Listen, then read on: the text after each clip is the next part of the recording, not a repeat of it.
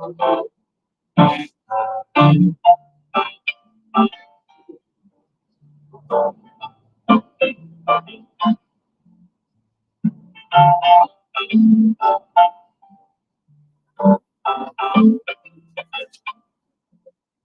has quedado loco, te has quedado. Y te has quedado, te has quedado, te has quedado. Te has quedado loco, tú te has quedado. Tú te has quedado como yo te has quedado. Perdiendo los miedos, respecto a la altura. Quiero tocar el cielo, ganarte la escritura. No cuento con los dedos, te cuento la vida. Te cuento lo que temo. A la esquina, la vida tiene tropezones que no se mastica. Anestesiado en el sofá con pastillitas chicas, dándole arpista, ni palomas, pinta, pinta, pita. No son palomas, solo sombras que ven. Hay cara carita, el cable pelón se le ve en la carita, como se le dice a un loco que lo es, para que le cita, lo bien que sienta cuando se vomita, el azufre interior que te pinta, si es un hombre bueno que sufre por el demonio interior que te grita, un vestido y un vaso de agüita, dame un mensaje, una seña bendita, dame otro rayo de luz, dime lo que significa, dime cómo acabar esto, no te enrolles, simplifica, toda la mierda que suelto. Si ya no soy no sé cómo la visión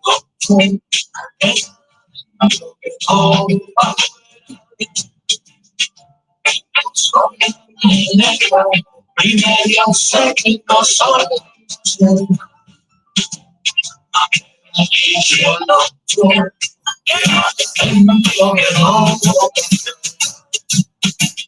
me vio venir de lejos, arqueó la ceja, en sus ojos el reflejo, una navaja vieja, me muestra y yo cotejo, porque es el que maneja, yo puedo hacerte el viejo, tú ves cuánto te deja, viendo cómo se aleja, y todo el dolor que dejo, se lo puse en bandeja, me lo deja el peligro, rodeado de gente y solo, sin que sea el lodo.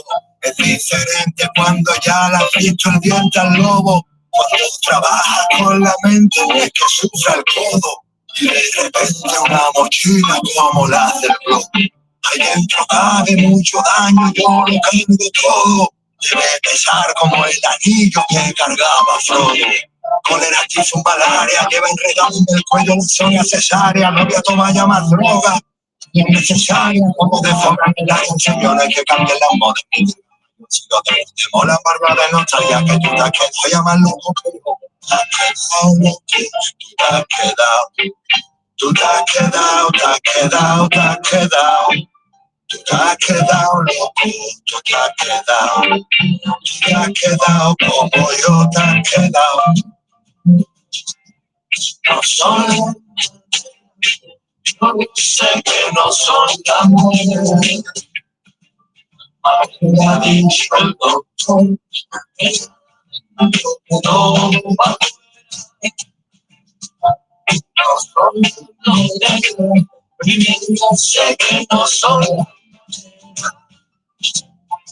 Me ha dicho el doctor que no.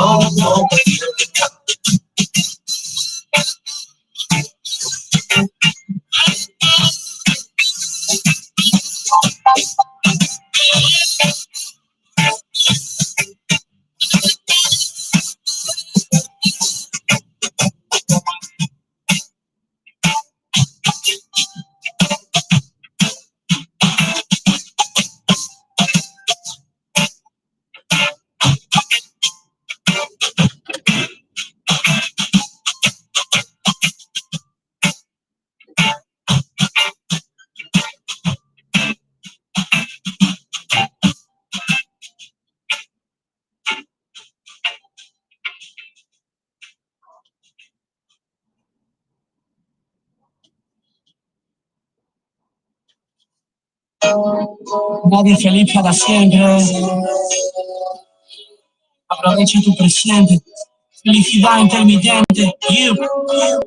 Eres la chica más bonita que uno puede tener. Eres la chica más grande y más mala, vete a saber. Si cuando viene vienes de verdad o de broma, no sé. A todas horas, a solas, soy enganchado a tu placer. Mira que esa canción suena como un niño al nacer. Con el miedo y el llanto de todo por conocer. Buscando la felicidad, quizás te pueda perder. Yo solo quiero sentir, sé como la primera vez. Tú solo quieres salir de ese mundo oscuro por fin. Deja la movida negativa en un plis. Es complicado como el tiempo y la vida por decidir. Felicidad. Enséñame el camino, a veces creo que no sincero, tienes un estado de ánimo. Nadie es perfecto, tú piensas eso. Si sale del corazón lo que quieres, se llama peso. Piensa que el odio es un lastre, apártalo del medio. La vida sin amor es el pozo de un cementerio. Yo eres la droga la que mata la tristeza, la que limpia las lágrimas en el alma cuando toco felicidad.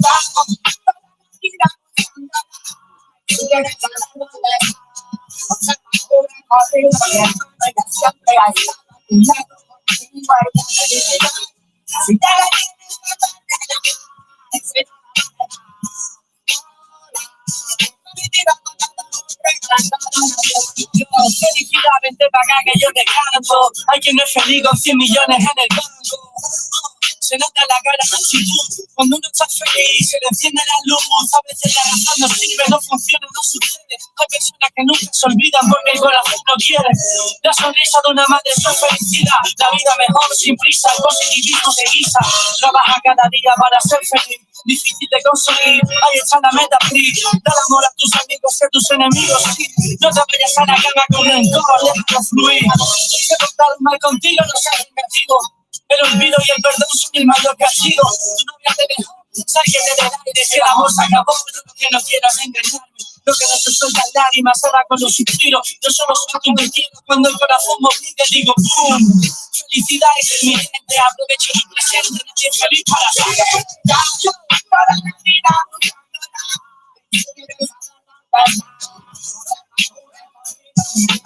Siempre contigo la felicidad.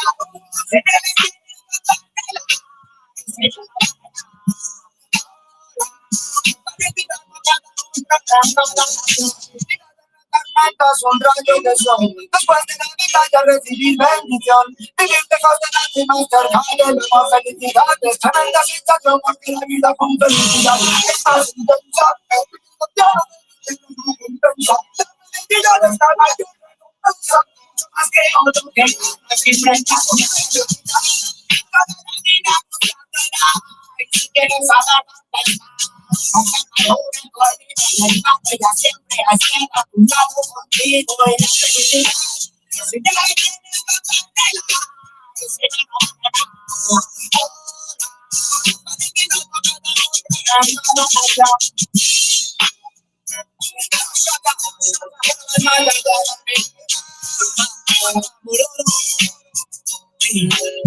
ser felices.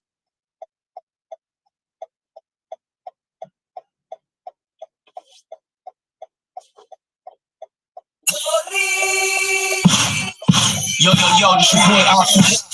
The body of life force. Represent right here. My dude. Play. Represent inside, go side. All day, every day. Not yet.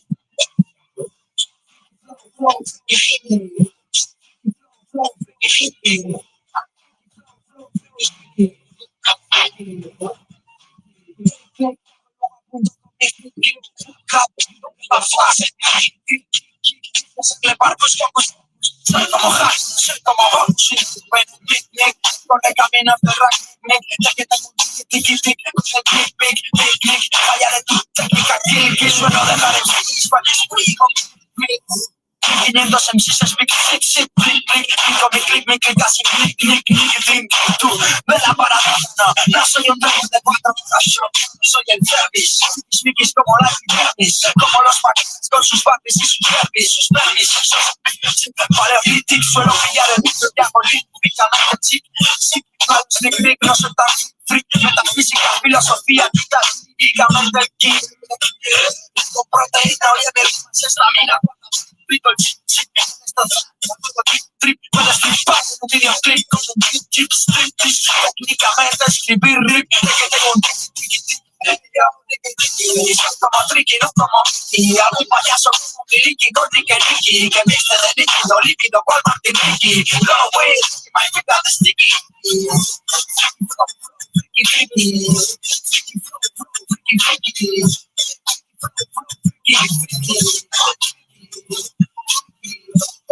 Tengo un tiki, keep it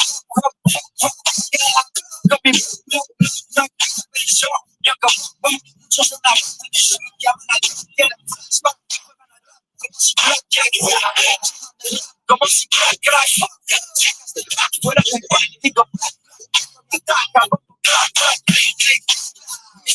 Buscan su respetan el rec, corre caminos del rack, que tengo un defecto. A mí me puedes hablar y no soy un chico de empecé con cassette, la evolución de la blanqueamiento presente. De popo, microphone check, no es merengue, no es esta rap, hip, y no es tu play, porque al ritmo me lo llamo, mira, ni se mientras los niños miran, como triqui, no como Ricky, algún payaso como Miliki con Ricky, que viste de líquido con Ricky, no way, my finger is sticky.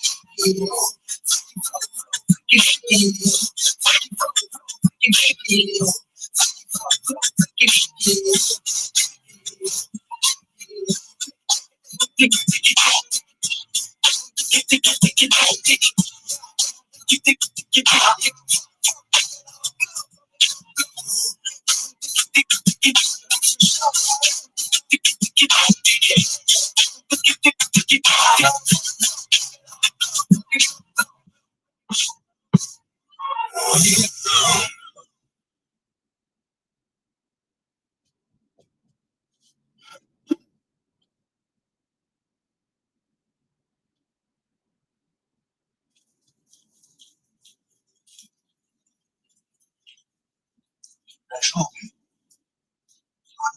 que la calle se aclara, porque ya cae la lluvia, tus hijos, la transitoria, cae la lluvia es una cosa, la oscura insanidad, sucede de pasar, la lluvia en mis ojos, la lluvia en mi templo, la lluvia en donde mi tormento. Hay tormenta mi ánima infeliz, sigue lloviendo por llanto de polimalditos. ¿Quién está escribiendo? La lluvia en mi calma, sangre en mis nudillos, tinta entre mis dedos, diluvio en mi alma, arena en mis bolsillos, miedo entre mis miedos. Lluvia que cree el cielo más alto, raíces brotando del asfalto. Ha vuelto por tantos, cuando a mi portento. Ha vuelto a salir el sol dentro de mi lamento, porque ha vuelto el sentimiento a curar esta vida que no tiene cura, sumergirse entre el difícil tormento de la escritura. Lluvia a mis diciembres, lluvia a mis eneros y a mis lapiceros, lluvia a los febreros de mis ceniceros. Lluvias torrenciales en mi canto, cataratas santas en mi llanto. Aún hay hambre y sed en mis húmedos, más de letras que números, agujeros, cruceros nefastos, astros inúteros, directo desde el útero, el luto de mi garganta. Una noche negra en mi garganta, aquí dentro hay un mundo. No me esperen fuera, lejos de tu mundo y alejado de la esfera. Hay sangre en las calles, hay barro en la acera.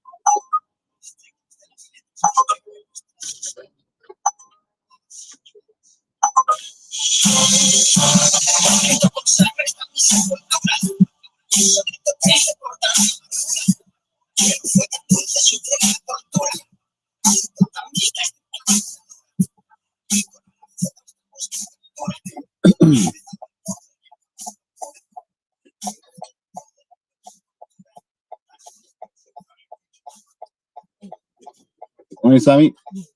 How are you?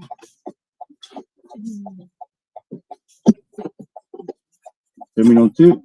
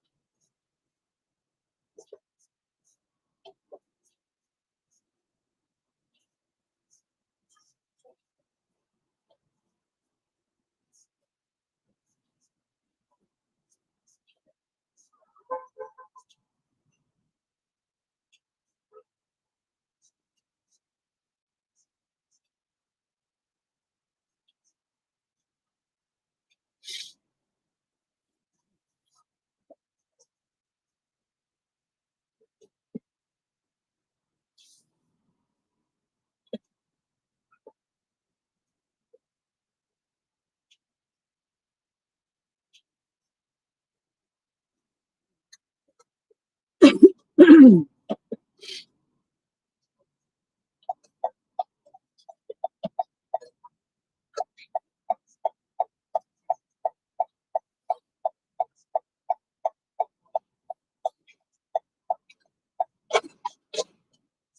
you so much. Thank you. Have a good day. You too. Oh, thank you. Thank you.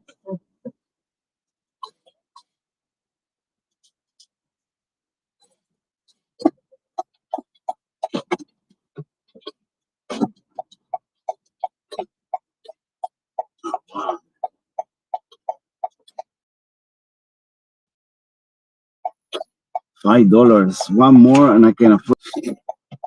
It's worth it. Everything for a coffee. Let's go. One more. Like this. Let's go, fuck you.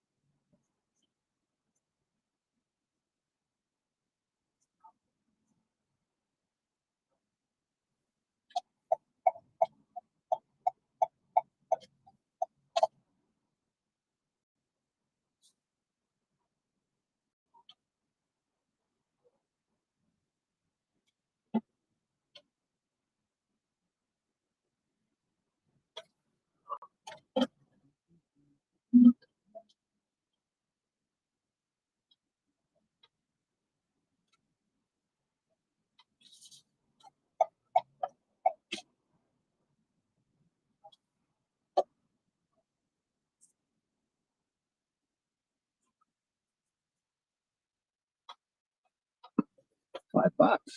Oh shit. Good reach. That's $3. Petrol. $2. Holy shit. I'm paying to work. This is exciting.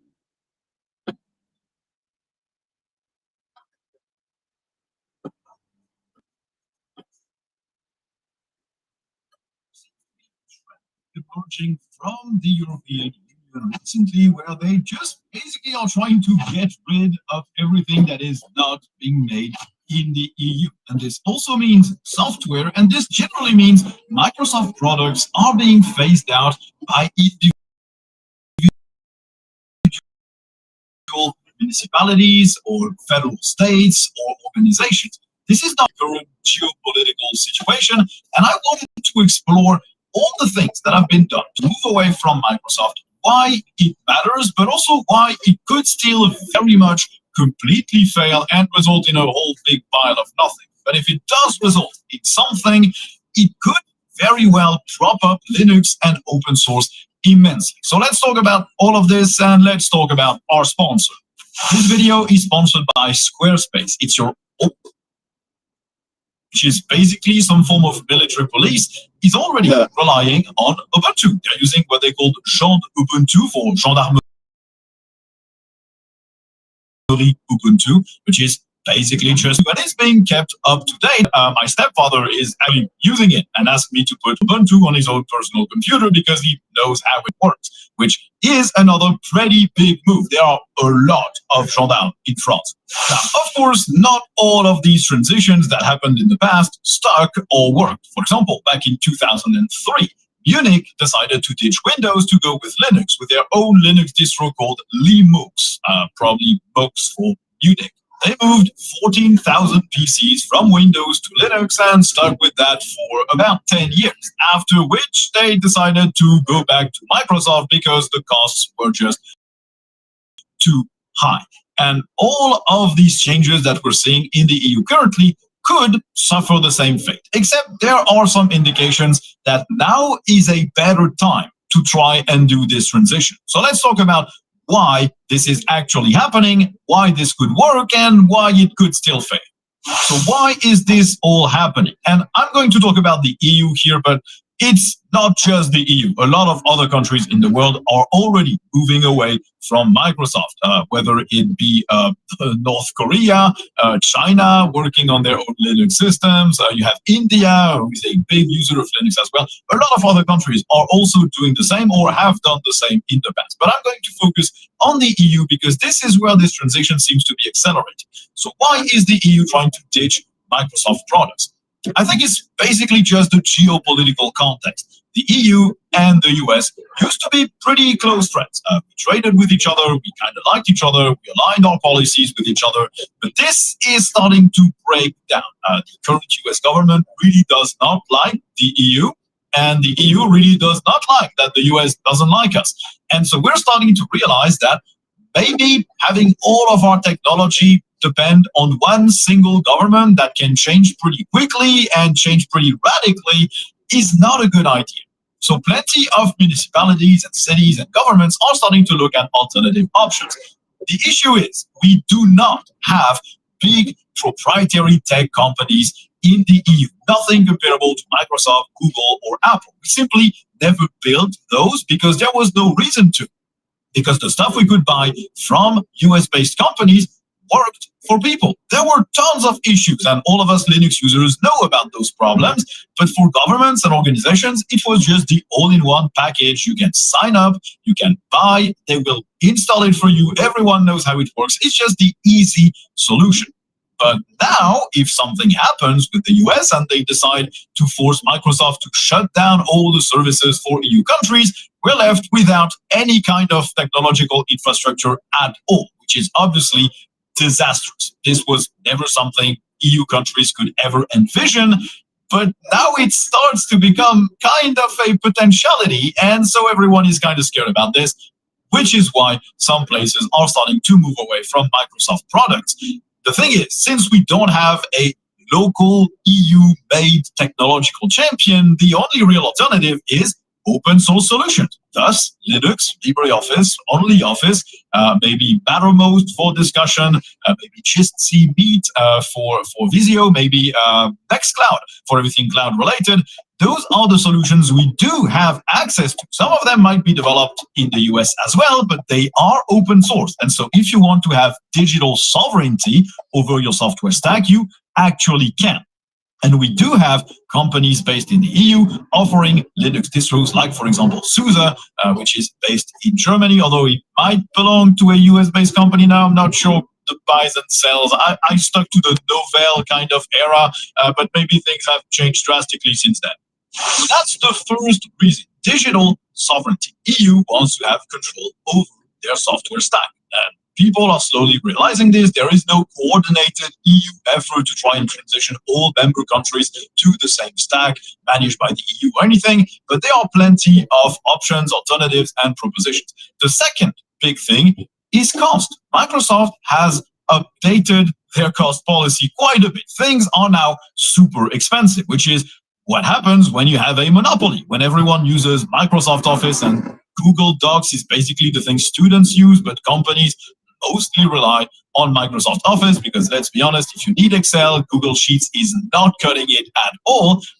Well, if you have a monopoly, you can raise your costs. When everyone uses Windows, you can raise the cost of licenses. You can raise the cost of support. You can force people to move to the latest OS or force them onto more costly support plans as well, which means staying on Microsoft solutions is getting more and more and more expensive. When moving to open source, on paper, looks free because you don't have to pay any license. Now, this is not the case. It is not free. Replacing your entire software stack by something else costs a lot. You have to pay people to analyze, find a solution, prepare the package, deploy those, update them, maintain them, offer support, train your people. It costs a lot of money, sometimes more than what you would have paid for Microsoft products, at least initially. This is why most of those efforts in the EU failed relatively quickly, because municipalities expected something pretty cheap, but that's not what they got. They got a lot of maintenance, a lot of support costs, plenty of small companies adding their costs together to provide support, to provide the transition, to provide the update. And in the end, you realize you're paying more You would maybe have paid less over 10, 15, 20 years, but initially it might cost you more. Now, with the raised and updated prices of Microsoft, maybe that's not really the case anymore, but it's still a costly transition. And you have to find replacements for all the tools that were provided. And since there are no big actors that will provide a turnkey solution for you, you do have to find companies, partners, or hire people that know how to proceed with this transition, which is costly and not necessarily super easy. So these are the two main reasons. Now, why is it a good thing to have more countries moving away from Microsoft? Well, first, obviously, having a giant technological hegemony where everything Western is powered by Microsoft, Apple, or Google is obviously a terrible thing. You don't want all countries to depend on one single other countries and the laws that could be made there. You don't want to depend on what is virtually one single company out there. You want variety. And this is provided with a move to open source. Second, open source is inherently better and more ethical than proprietary software. It is collaborative, you can tailor it to what you need, and if most EU countries or municipalities move to Linux and open source solutions, you can expect contributions, because at some point they're going to think, oh, we do need to do this, but this feature is not in LibreOffice or OnlyOffice or Linux, but we kind of need it. Who has resources to pay for those developments? Countries do. They do have a lot of taxpayer money that is generally not very well used, but could be better used, maybe paying some developers to help provide certain features to certain projects. This is good for the open source community. Now, you might say, oh, I don't want any country putting their dirty fingers in my code base, which fair, but at that point, you still have leverage to say, no, my project will not accept this contribution because it does, I don't know, facial recognition or whatever else. At that point, the country can fork the open source stuff, keep their sovereignty over their tech stack, and keep developing stuff. And since they're contributing to an open source project, they have to contribute their stuff open source. Everyone can monitor what is actually being done.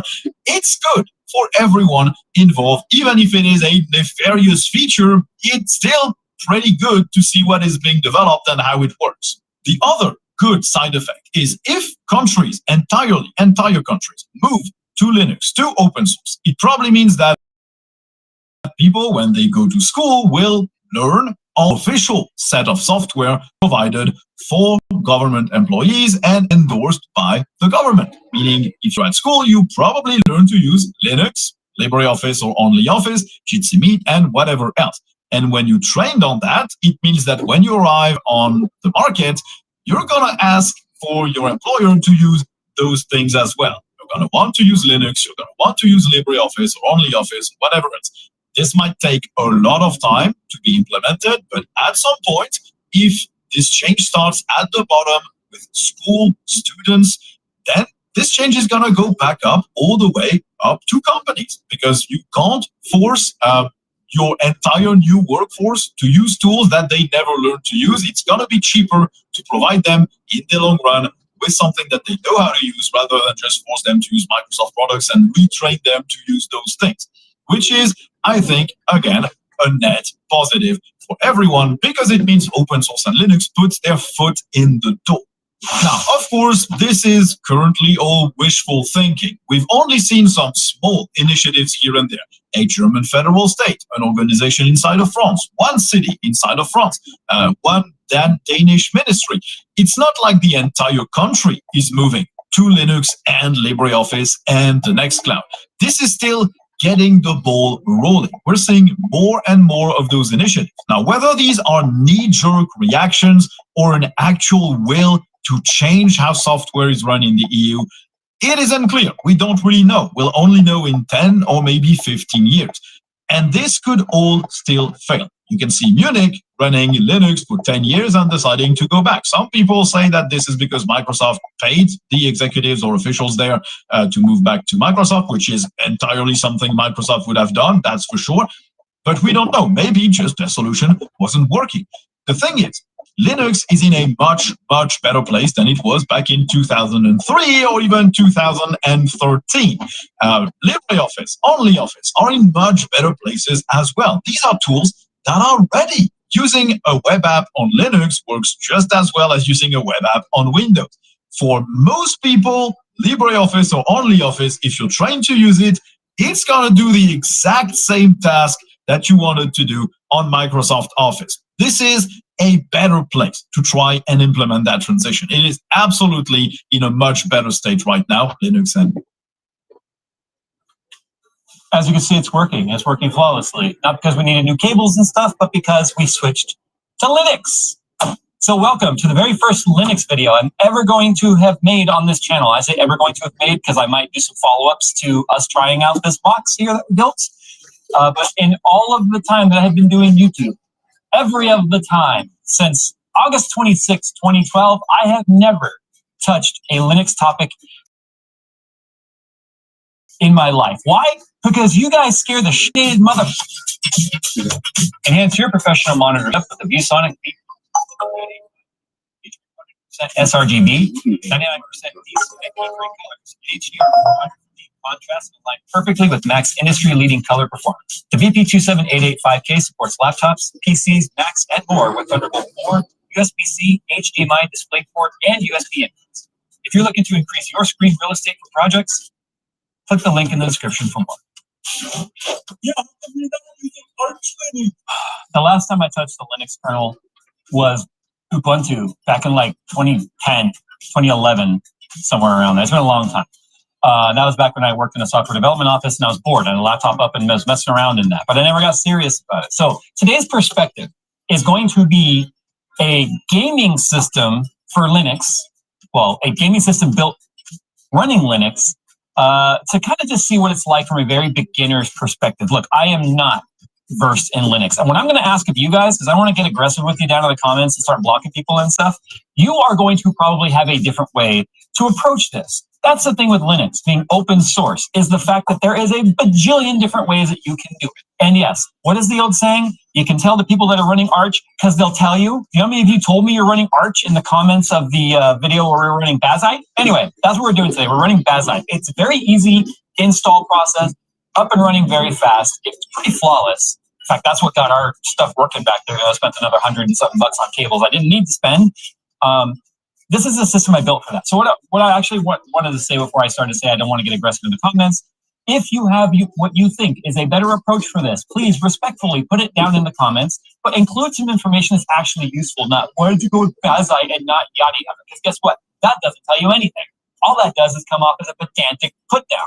So if you're going to recommend a different distro of some sort, say, I recommend this distro because, and it has a user rating in terms of difficulty 1 to 10 of put a number. Now, keep in mind, if you're approaching people that are beginners, what might seem like a 5 difficulty to you might be a 10 to someone that's new. So try to put yourself back in perspective of being new. I know it's hard for a lot of you Linux folks, but bear with me. We're going to try this here today. So here's the system that I built. It is running a 14700K and a Z790 ITX board from ASRock Phantom Gaming. Really, because it's the only ITX board that I have. 32 gigabytes of DDR5, running 6400 mega transfers at CL38. Nothing super fast or crazy. It does have a 240 millimeter AIO that is cooling it. It's an old Fantex MPG or MPH240. We used to joke around it's the miles per hour. It's got an 850 watt SFX power supply because we are also GPU running a 20 gigabyte 7900 XTX AMD card.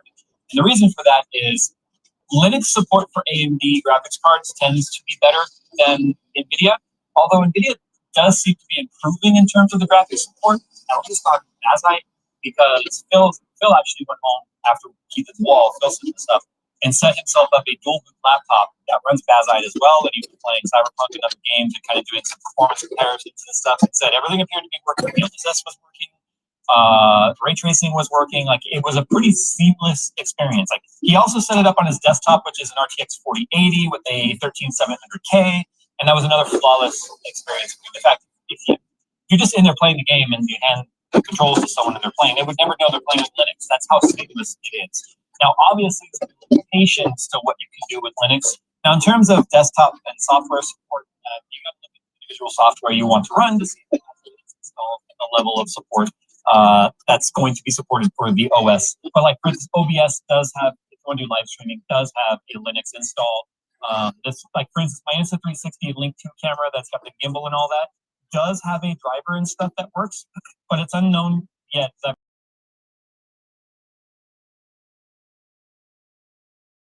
I haven't tried it, whether or not I'll get them, which gives me the gimbal control. So it's my Rodecaster 2 used in our podcast. Yes, I did podcast. International, is it? Hopefully this Friday. But anyway, I digress. Basically, the software itself will run in Linux, which allows me to drag and drop like sound. Let me know if it's cold. I can change samples, temperature. all that sort of stuff. However, everything else, it'll work as like a giant DAC at that point.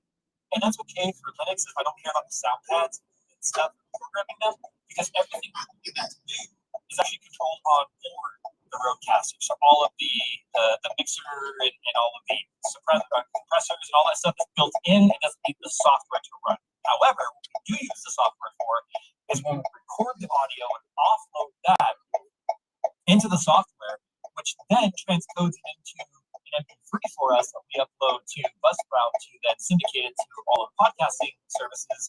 That is built into the software, so we have to figure out a workaround for that.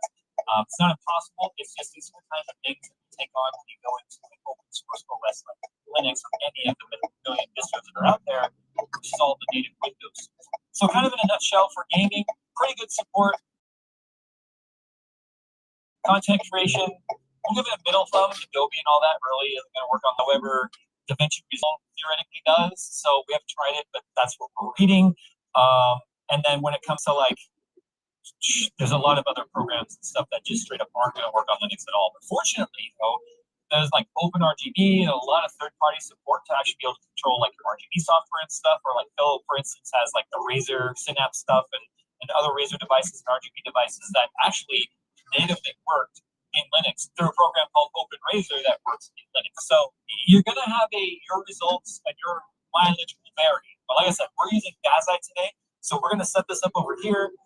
Phil's going to kind of walk me through it because I've never done it. And by him walking me through it, he's going to be walking you through it. Okay, so the first thing you got to do is obviously make it install media. Yeah, we're going to assume that you already have at least one working computer or laptop. Yeah, or friends. So what does it mean? The OS is on its own separate partition that's pretty open from the user standpoint, so you can't mess it up. Basically, immutable just means it's a lot more idiot-proof than your standard like Linux distribution, where because Linux is full power. Like most like Marshall, that you can go in there and really mess things up. That's Marshall's whole philosophy is that it's a build your own OS. Yeah, exactly. Build your own piecemeal, like you know what I mean. You get the installer, you can install what packages you want, etc. Actually, it's like let's take an already established distro like Fedora, make it immutable so that's a lot more difficult for the user to kind of mess up the tools. And then let's add all of the specific packages like things like SteamOS and Valve. Now, I want to step in real quick. A lot of people had negative things to say about it being immutable because they're probably Linux power users, which is why you wouldn't want that. But this is, again, from the perspective of someone that maybe just built their first system, doesn't have Windows, doesn't want to buy Windows. You can get up in gaming with AAA titles like this for free. Now, there's free ways to get Windows, but this is obviously an anti-Windows type of video here. So it says right here, all games outside of Steam, which is installed, and other launchers can only run games through most game stores, but cleanly integrate them into Steam gaming tools, EA App, Epic Games, GOG, H.io, Rockstar, Ubisoft, Utensil, CDs, and more. So basically, it's like a one-stop gaming launcher OS type service. But you obviously have other things built into it. You have the browser, the desktop, you can stream from it, and all that. What we got is that you see the option for so it's something so desktop PC framework desktop. All good deals. Okay. Laptops and then VMs. All right, so desktop. What is the vendor for primary GPUs? We're going to say AMD RX 4000 plus. Oh, it even supports ARC. That's cool. ARC NVIDIA. And then what desktop environment do you prefer? Steam OS or what's GNOME? GNOME is Fedora's default desktop environment. So the desktop environment is basically the user interface for the desktop. So what do we have here? I have PDE up here just because I have a little bit more experience with it from SteamOS. This is the big one for basically if you want to run it as like a home theater PC or by default when I have down Steam Gaming Mode, which referring to if you want to make one Steam Gaming Mode, this will automatically log into game mode and all support the Steam. Yeah, so like it's exactly it's actually in fact exactly how Steam Mode is. So obviously no, so we still want this to be like a full a desktop kind of computer. So then you're just gonna download the ISO. For Windows, I usually like to use Rufus for creating the USB. Okay, so what about like motherboard drivers and like Wi-Fi adapter and chipsets and USB and all that stuff? So that's the crazy thing about modern Linux is that basically all of those drivers, all support for like most modern Ethernet, and Wi-Fi controllers, and controllers and stuff is all built into the OS. But for the record, like the stigma has always been NVIDIA support in Linux is terrible. But at least for Bazite and your 4080 in the games that you tried it on, it was pretty seamless. Yeah, for a Windows. I've heard anywhere from like a minus 15% to like 25% performance hit. Although I didn't really see that in the games I tested, which was like Cyberpunk, Control, and a few other titles and stuff. But I haven't really extended. Yeah, you were seeing a couple of them. Yeah, in fact, it's even in Forza Horizon, I've tried average FPS. Yeah, so I mean, it kind of just your mileage may vary depending on what game you're playing and like what architecture of NVIDIA card it is. As far as AMD is concerned, I've always heard that it's basically either inevitable or right. So Okay, so we're still going to be format our driver. it's going to Okay, disk or ISO image, right? It's like that's going to be in the file, Badlight, it's ISO. Then just going to start. we'll be back. Showing my age now. Once these sticks went back to the So now take it to the system that we're going to install Badlight. all right, so now he's got the stick in. So we're going to go to BIOS and choose priorities to bonus. Because this drive actually is so we need that new. And obviously we are going to reinstall Badlight. All right, so we want to make the boot option number 1 our Voyager. Because that's we're using the Corsair Voyager stick. So if I just restart now, it should boot to that drive. Now, obviously, based on your OS, it's going to probably look different, or not your OS, but your BIOS is going to look different. So you're going to have to kind of, if you don't know your BIOS very well, you're going to have to look that up and figure out what works best. But if you're building a brand new computer with nothing on the drive, then it'll just boot to the pages no matter what. So let's see, install Bazite or test the media and install. Should we? No, I don't do it. Extra time. Get big like on the edge. So is that Bazite 41 and 4.1? No, it's 41. That many versions. Wow. Remember I said my first experience was 2000 Fedora 8. It's Fedora 41 now, so it's not very hacky. It's so really garbage file. Installation destination. I mean, set the type of date. So select the system installation destination. Okay, so boom. Storage configuration automatic. And then I would check that box that says free up space by removing the system.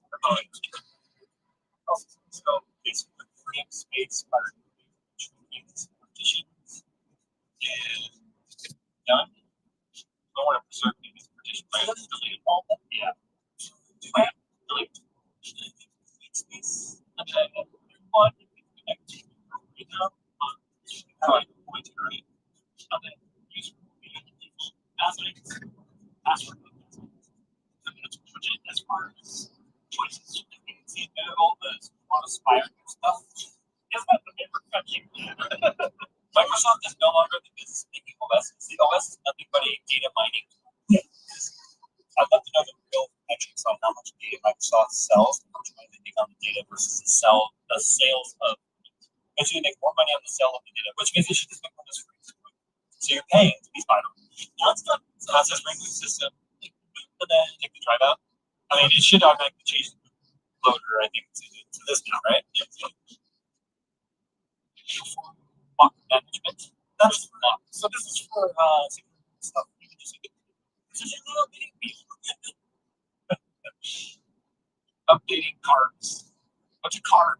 I bet you're going to tell us.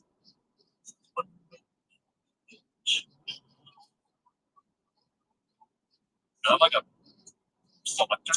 That was the so one of the cool things about Gaslight for Atomic desktops is that you always get the current version of the OS, and then when it does an update, it keeps the last version as well. So in case an update breaks, you can get it. All right, so password should be Gaslight. Okay, system fatal error. It does look very Windows so far, like enough to where you don't feel lost. That's why it's KDE, because GNOME is more connect to the internet. So Firefox is pre-installed. So this is an application launcher. Oh, this is very Windows. That's kind of why I chose KDE over GNOME. GNOME is a little bit more back client. KDE is a little bit more Windows-like. So you know, I'm used to a Windows experience. I don't know. That works. You can buy our merch. Our merch is Linux compatible. Wow, I can't get away from the constant Steam update or even on Linux, huh? Okay, so at this point, you should by now know how to log into your Steam. So you're gonna do that. I like to use the Steam utility or the Steam app to log in, so I don't have to know my password. Hey, it's for back. Oh yeah, that's the where's back now. Okay. Download on FlatHub. com.obsproject.studio.flatpack.ref. That's so download. So nice. Okay. Wow, that was easy. I was worried that it was actually not going to be that top of the curve. It was going to be more complicated.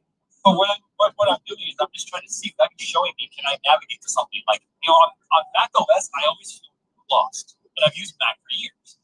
But okay, that's cool. So yeah, so a lot of Linux I've programmed that would hopefully just get you to the right place. So the Discover store is that's what uses primarily Flatpak style app install. So the Discover store is basically the repository. So if you're going to be searching for an app, you check Discover first, and then or if you do Google it, and then you find out it's in Flatpak.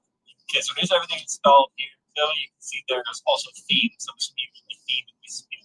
Yeah, the stuff that's already installed that has updates need to be done. So you just auto update it from here. Yeah, so it's exactly like it used to see. Okay, so that actually was very easy to get. So far this looks very Windows like. Now big picture on this scene. So if we were to set this to big picture, which is over here. So if you select that setting that said single user big picture or Steam OS mode, this is what would go. Like if you're going to Asline stuff and then you like this is your OS. Well, I don't care for big picture personally. That's what I see should be one of them. But show me how to find the games that are compatible with Linux. Because right now, especially with my whole library and stuff, obviously not all of these games are going to work with Linux. My Linux games is if it's a Windows game, it'll run through a compatibility layer called Proton, which is what Valve is developed for SteamOS and the Steam Deck. So basically get support for Windows games without having the developers have to make a mistake. All of them will attempt to run via Proton, but let's see what happens if I try to run this like super indie game. Yes, just curious. Now while that's going, show me though where the store shows like the games that were like tested. Anything that says it'll run on Steam Deck is basically like the collection. Like create a new collection and then create dynamic collection. And then if you go to the Steam Deck, again, do verify the hardware. Let's see. This is a very indie game. Chapter 5. Workplace. Hey, look at that! That's literally just a completely untested game. Yeah, it's working just fine. A lot different from your last experience. Oh my god. So as you can see, if you stick to the Steam ecosystem, it's very seamless. So if you're wondering what talk about stuff, it's obviously a Windows game is going to expect Windows things like DirectX and is it emulating the environment? It's not an emulation, it's a translation. So what it does is basically translates like DirectX to Vulkan, just graphics API. So the point I want to mention about the whole it's not emulation is that that's why the performance is so tiny that sometimes even this game. Here's a true test. This game, the movies, is like 20 years old. In fact, it's not even on the Steam store anymore. It's just because I have it. So let's see if this will run. Well, I don't know. Maybe I may not. I saw like scrolled over like so how do we now like force exit the program? Oh, because all the first doesn't work. Well, not as a indie game. And the last if you want to take the guess for night, like you said, you can go to right next stuffs, and then we can go to Steam Deck and verify the play.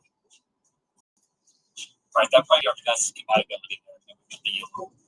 So now this will show us all the games that are like verified like for Steam Deck, which will translate over to Gaza.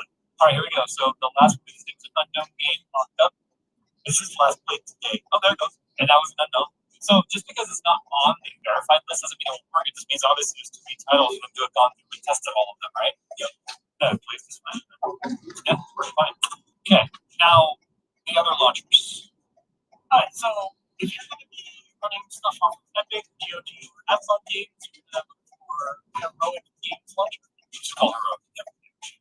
So download FlatHub. Now this is going to translate those other launchers into this OS. Okay, so I have to log into each one. Yeah, whichever one you want to download. So right now let's try Rocket League, which will be at the Epic Games Store. So go to library, and there's Rocket League. So download. Nice. Oh no! Okay, wait. Alt F4. We fixed it. Okay, so obviously with how Steam works, it's very familiar layout enough to where you don't feel lost trying to move from Windows to this. Obviously, with Heroic, we could do our other game launchers, and then you can use Luchas for like EA if you're playing EA games and such. Now we're talking about EA games and online gaming. That is where it's not all unicorns and rainbows because there's a problem with anti-cheat.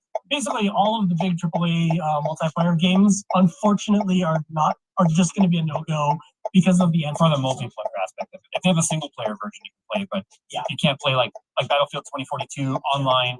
They have offline bot mode and stuff, but so many of these games are battle royales and online only. If it relies on an anti-cheat where the anti-cheat developers have said no to Linux, it's really like easy. EAC is pretty much the big one, so that does not work. So games like Apex, Battlefield, Destiny, Fortnite, GTA, League, Roblox, Rust, Rainbow Six, Valorant. Again, all big AAA titles that are going to be multiplayer. So we just launched Rocket League. We wouldn't be able to play it. You can play Magic Rocket League. Doesn't use the easy. You just listed Rocket League. No, somebody listed. Oh, it is. And Roblox and Rust. Yeah. So all the games like Rocket League that don't use easy anti-cheat are going to work fine. But yeah, as far that's pretty much the biggest. And you were saying it's not so much the fact that it doesn't work on Linux; it's just they don't want to take the time to really make it work. Or keep it updated. That's the most frustrating thing. Yeah, like because easy anti-cheat has Linux like binaries for their anti-cheat and stuff. It's just the game developers they see Linux and they're just like these 10 million configurations, blah blah. We don't want to support it. So that's the real downside. This is perfect for like single player gaming and stuff, or non-competitive online games that require anti-cheat software. So just to kind of recap though, so it was go to Bazite, download the ISO, we downloaded Rufus, we created the ISO, we put it in over here, did a fresh install, all the drivers and stuff. We didn't load a single driver. Everything worked on its own. The wireless, the keyboard, the mouse, the graphics card, everything. Because you select all that when you're creating your installer. Once we're up and running, the only things we installed separately was the Heroic Games Launcher. And that was it. Everything else was, an OBS. I installed OBS just to see if that would work. But I gotta say, for a first, I would consider myself first time. I haven't used Linux in 14 years. And again, that was Ubuntu, which was not like a turnkey solution like this where you just play games. So I think if you're someone that's like, I want to mess around in Linux, I want to get my feet kind of dip my toes in, but I don't want to be overwhelmed, I feel like Bazite is a really good way to start. Now, to keep this video very authentic, the Bazite team did reach out to me after we showed the video wall, but I did not respond to them other than to say, hey guys, thanks for welcoming me to the community. They did say if you have any problems or any issues, reach out to us. We can help you. But we didn't have any issue other than the installer hang for a second. But when we rebooted, it continued on. Yeah. So that was the only thing we experienced. And who knows, that could be some weird, our BIOS is so out of date. The BIOS is very out of date on the system.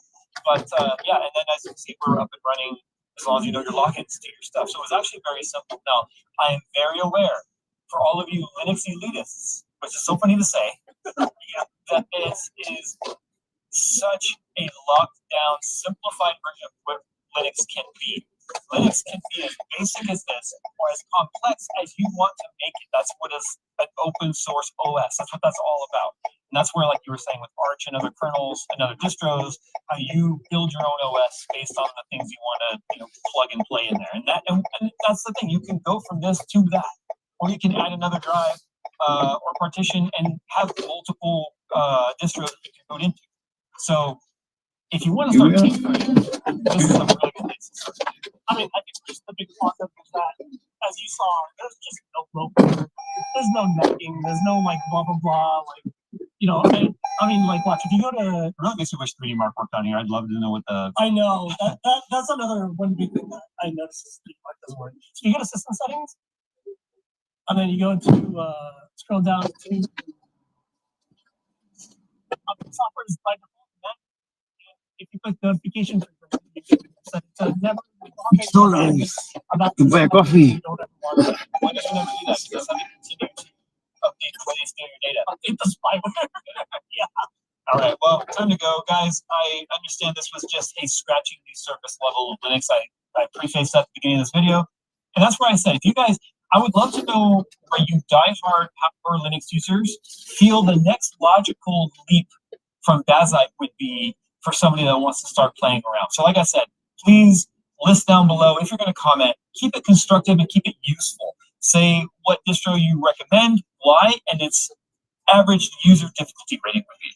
And when I say average user, I don't mean average Linux user, but average just Windows user, because you got to assume they're coming from an environment where this is all new. I like the fact that it's immutable though, because I can't go in there and break it. You can go into Windows registries and break everything. Yeah. All right, guys, time to get on out of here. I hope you guys have enjoyed our first touch into Linux. I'm debating potentially doing another drive in my system I just built and having it be just a Linux drive to screw around with that one. Honestly, I'm really thinking about that while the graphics card out. Now's the time to do it. So anyway, all right, guys, thanks for watching. Like I said, if you're going to be constructive, down below.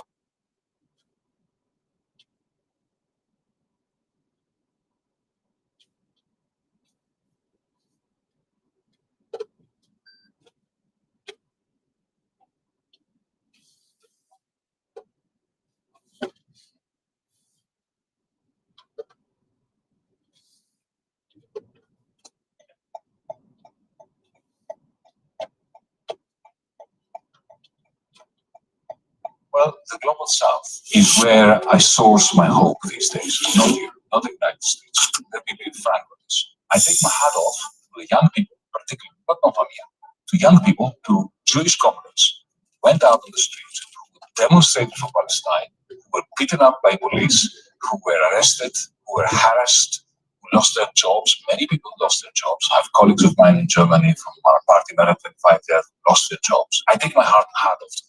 And I'm very pleased that there is this pushback. But allow me to be also critical of our own people, myself included. Allow me, in this context, to draw a comparison between the protesters against the Vietnam War in the 1960s and the pro-Palestinian protesters today in the United States and in Europe. Back then, in 1968, 1969, 1970, the anti-Vietnam War movement held this strong belief that if Vietnam frees itself from imperialism, from the United States Army occupation, that will be connected somehow to their own project in the United States, in France, in Germany, to liberate their own societies from oppression, from the capitalist yoke, to put it in old-fashioned left-wing terms. There was this hope that the anti-imperialist war, the anti-imperialist campaign, goes hand in hand with their own liberation. Today, that doesn't happen. The great boys and girls, men and women, who demonstrate in the campuses in the United States at the great risk to themselves, as we have seen, especially under Trump, have no hope in their hearts or minds that America will be liberated. Same here in Europe. The good people who demonstrate in Berlin, in Munich, I've been in many of those demonstrations. They are doing it for the Palestinians. This is fantastic. This is brilliant. But you know what? I lament the fact that they do not connect the fight to liberate Palestine with the fight to liberate Munich, with the fight to liberate Brussels, with the fight to liberate the British working class from the yoke of the people who are actually keeping them down, not leaving them behind, but holding them down. And that works both ways. The fact that they don't hope anymore that we can liberate Europe means that our capacity to be helpful to the cause of Palestinian liberation is circumscribed, and vice versa. However, when I see similar movements, similar protesters in South Africa, in Namibia, in Malaysia, the whole of Latin America, supporting the Palestinian cause, you can still see what used to be the case in the 1960s and early 70s in Europe and the United States. You can still see that these young people are connecting the Palestinian liberation struggle with their own liberation struggle. And I think that creates the feedback, the positive feedback effect between the local liberation struggle and the Palestinian liberation struggle, which is good both for Palestine and for the global South. China is a remarkable experiment in progress. I've been there a number of times, and what I see makes me very optimistic, not fully optimistic, but compared to other places, I think that it is quite fascinating. On the one hand, you're completely right. You have unacceptable limits on free speech. You have authoritarianism. You have people languishing in prison because of their beliefs. Totally unacceptable stuff. But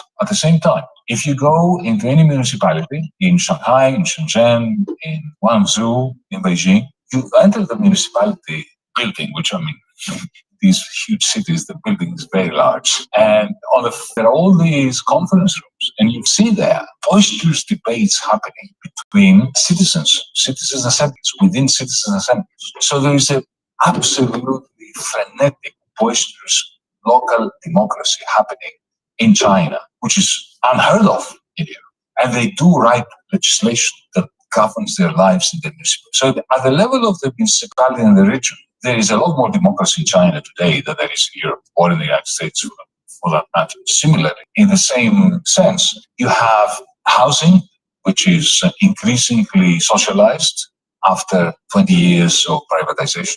You have a big tech sector, which has been placed on a leash by a government determined to minimize the exorbitant powers of the owners of applications and what I call cloud capital. You have, let me give you an example.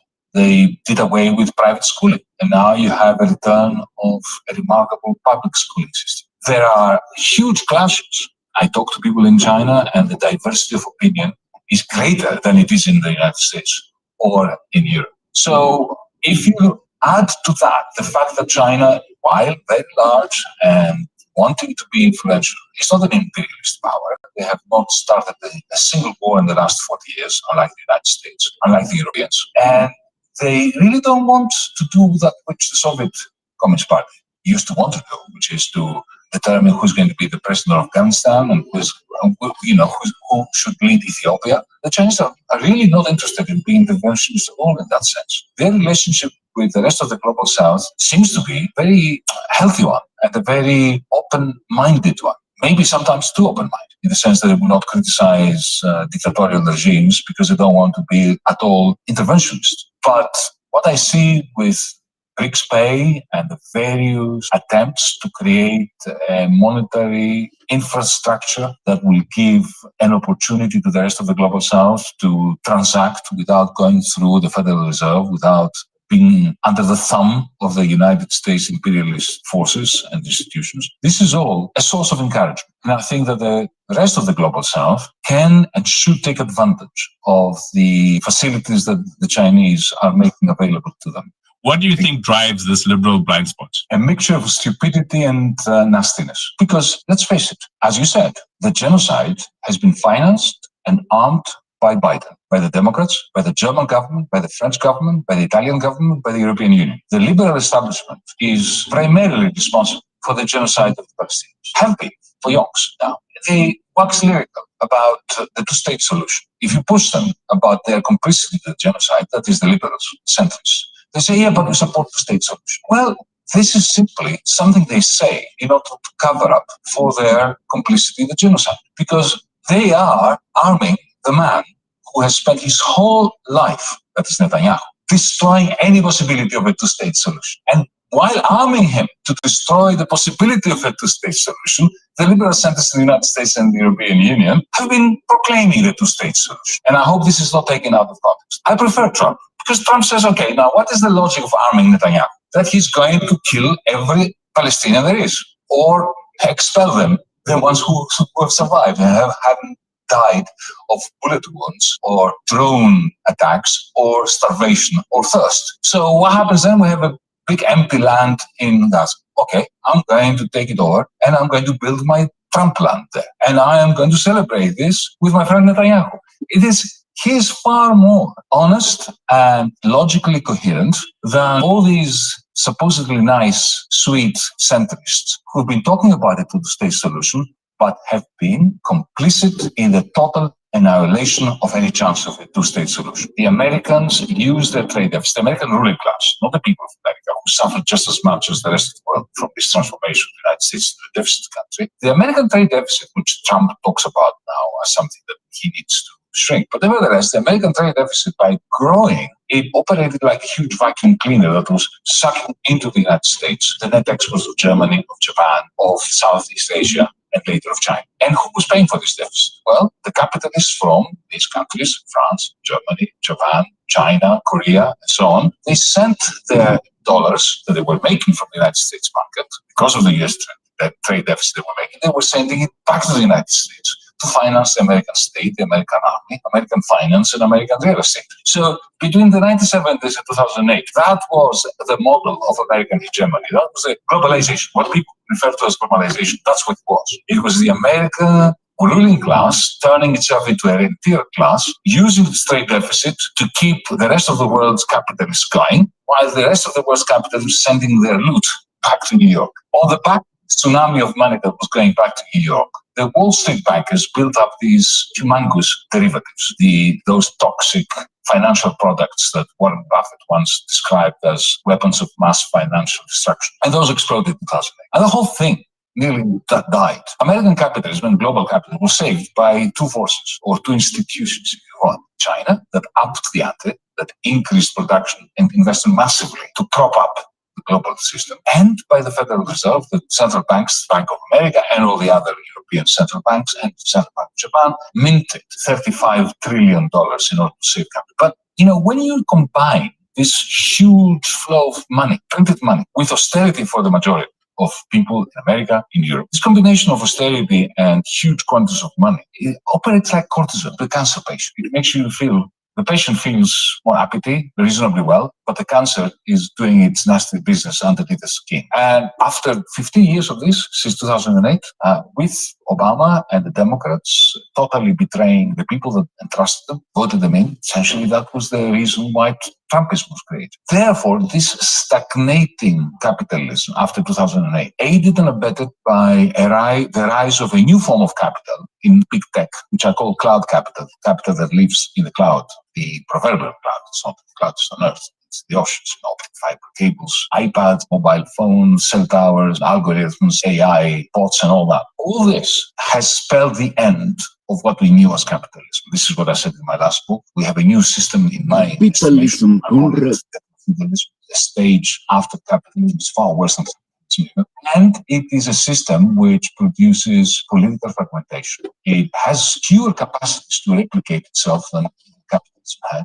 And therefore, this was my long-winded answer to your very succinct question, it creates this sensation that the West is finished. But, it's like a wounded dragon.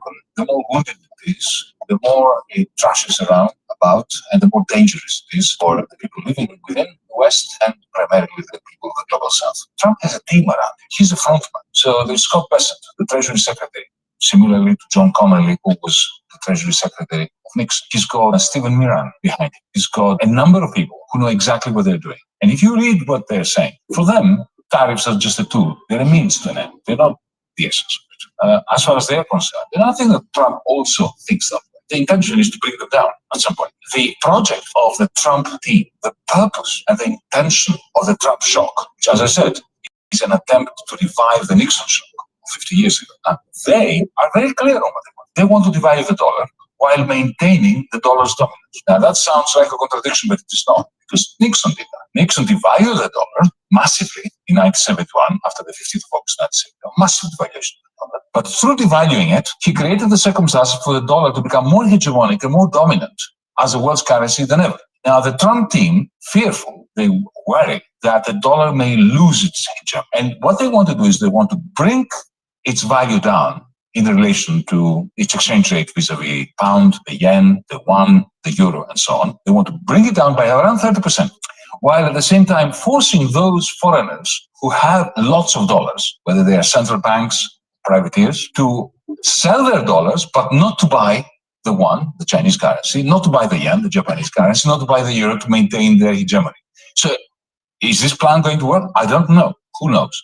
If this was a conversation we were having in 1971, would we be able to predict whether the Nixon shock would work? No way. No one can make these predictions. But to dismiss the Trump team as a bunch of Neanderthals, which is what the liberal establishment is doing both in the United States and in Europe. If you read the Financial Times, the Wall Street Journal, they dismiss them as a bunch of idiots. This is a major error. It's the same error they made in 1971 against Nixon. So if you ask me, will it work? I don't think it will. But we should take very seriously what their intentions are, and we should differentiate between the means and the ends. The tariffs are not the ends, they're the means. He's putting them up there as a bargaining chip in order to convince different countries to do different things. He doesn't want the rest of us to do the same thing. He wants each one of us to do a different thing. So when it comes to the Japanese, for instance, the Japanese have $1.2 trillion savings. He wants them to sell them. And he wants them to buy very long-dated, low-interest rate American debt. He wants them to buy crypto, especially Tether or some stable coin which is linked to the United States dollar, because if they do that, they are selling dollars, the dollar goes down. But what they're doing is they're putting the money into a US dollar denominated asset, which then is covered by buying, Tether buys 30-year long dated US treasuries. So they have a plan, right?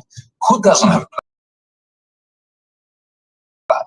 Europe, the United Kingdom, around like decapitated chickens, not knowing what's going on. The only people who have a plan are the Chinese and some other countries like South Korea and Vietnam, who are far more in tune what is happening. I consider Trump to be a clear and present danger for civilization. But I am aghast when I see liberals, in particular liberal opponents of Trump, dismiss him as a buffoon who doesn't know what he's doing. This is a very dangerous form of complacency. Ukraine is ultimate proof of the dictum that it is very dangerous to be America's enemy, but it is even more dangerous to be America's friend. The Americans used Ukraine in order to keep Europe down, in order to essentially enable Putin to terrorize, rightly or wrongly, in the minds of the Europeans, so much as to accept military Keynesianism and the shift of scarce national income to completely useless armaments purchases, and of course to essentially take over Ukraine. You can see now with Trump's deal with Zelensky, Ukraine has become a colony of the United States, and it has lost bits and pieces of it to larger, 20% of it, to Putin's Russia. On the question of what I call techno-feudalism, which I think is crucial, we have a new form of capital. And this form of capital differs from every other form of capital that we had. You see, every form of capital that we developed since time immemorial has been a produced means of production, something we produced, like a fishing rod, in order to produce something else, catching fish, or a steam engine. You produce it in order to produce textiles, or an industrial robot. You produce it in order to make cars. That's what capital always was, a produced means of production. But what lives inside the screen when I'm talking to you, what is connected to the cloud, to the algorithms, the AI bots and so on, these are produced means, but not of production. They are produced means of behavioral modification. What these things do is modify our behavior.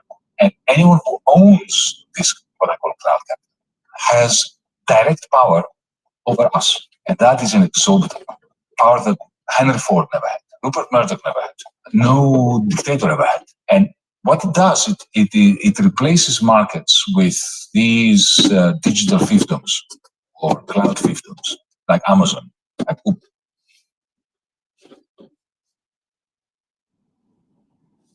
Uber.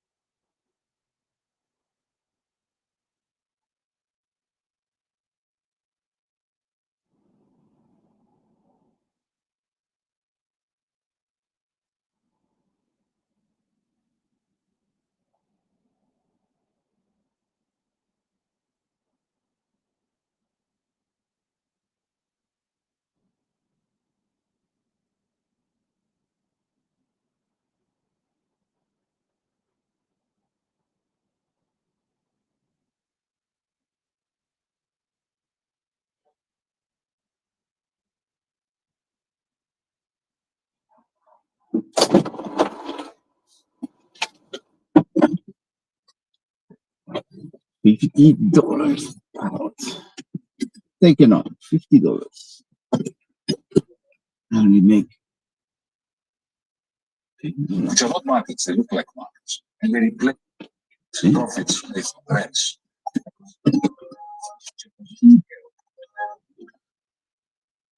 It's crazy. As long as you purchase it through Amazon. And he charges you read what they're saying. For them, tariffs are just a tool. They're a means to an end. They're not the essence. As far as they're concerned, I think that Trump also thinks that way. The intention is to bring them down at some point. The project of the Trump team, the purpose and the intention of the Trump shock, which, as I said, is an attempt to revive the Nixon shock of 50 years ago. They are very clear on what they want. They want to devalue the dollar while maintaining the dollar's dominance. Now, that sounds like a contradiction, but it is not, because Nixon did that. Nixon devalued the dollar massively. Nixon. After the 15th of August. That's a massive devaluation of the dollar. But through devaluing it, he created the circumstances for the dollar to become more hegemonic and more dominant as the world's currency.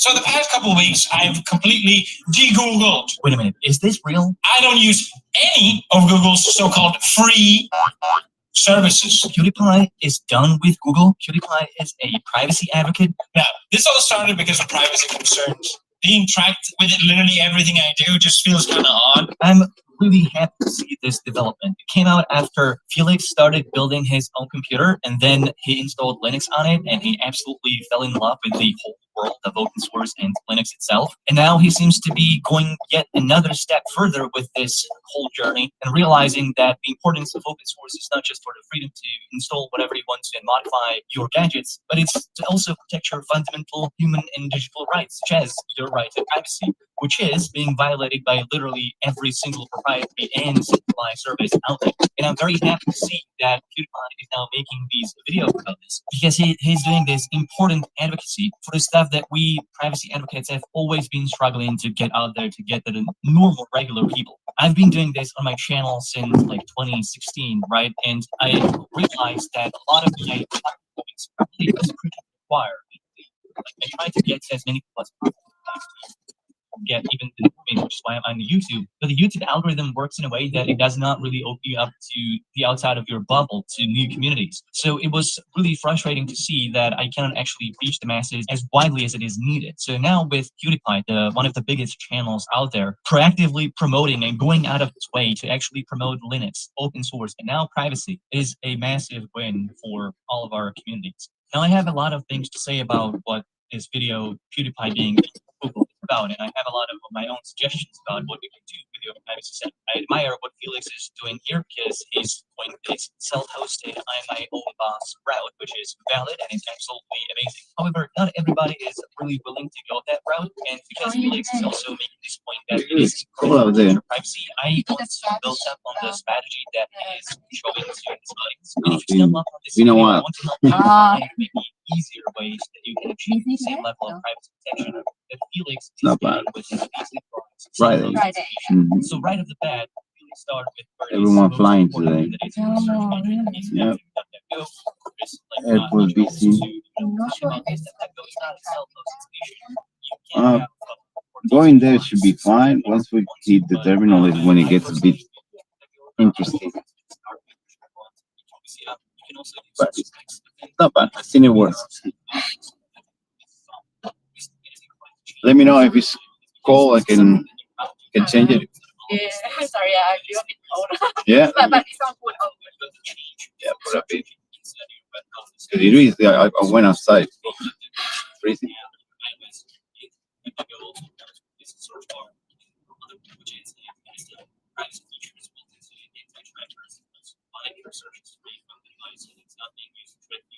This winter is colder than before. Oh yeah. Because the Blue Mountains is snowing. Usually doesn't get that much cold. It's gonna be like No, we'll get summer warm. Summer we're gonna get hotter than normally. So everything is increasing. Like the cold is more cold, the hot more hot. opposite. Yeah.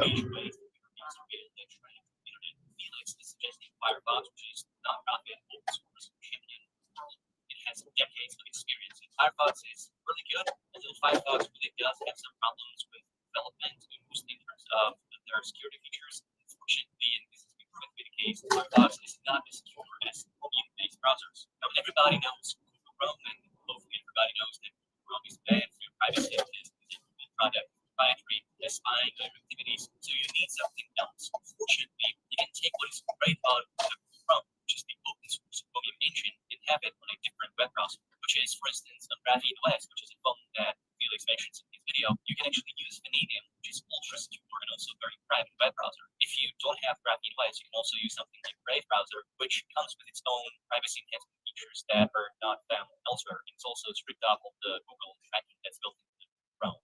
The third most important step in your privacy journey should also be changing your email address. I've done many videos about this privacy strategizing and the steps that you need to be taking, and Felix is very much following the exact formula that I've actually created for myself and for my viewers. I don't know if he actually watched any of my videos or how he figured this stuff out. It's not that I'm the only one that figured it out, but it would be really awesome if you actually watched at least one of my videos. Changing your email address can be very, very simple. As Felix suggests, you can use Proton Mail. I think Tuta Email, which is based in Germany, is also very good, if not better than Proton Mail in many instances. It is just as secure and just describe it, and probably even cheaper than Proton Mail. But both Proton Mail and Tutanota are very good options. You can obviously sell those through email. The problem with email is that it doesn't really have any privacy built into it.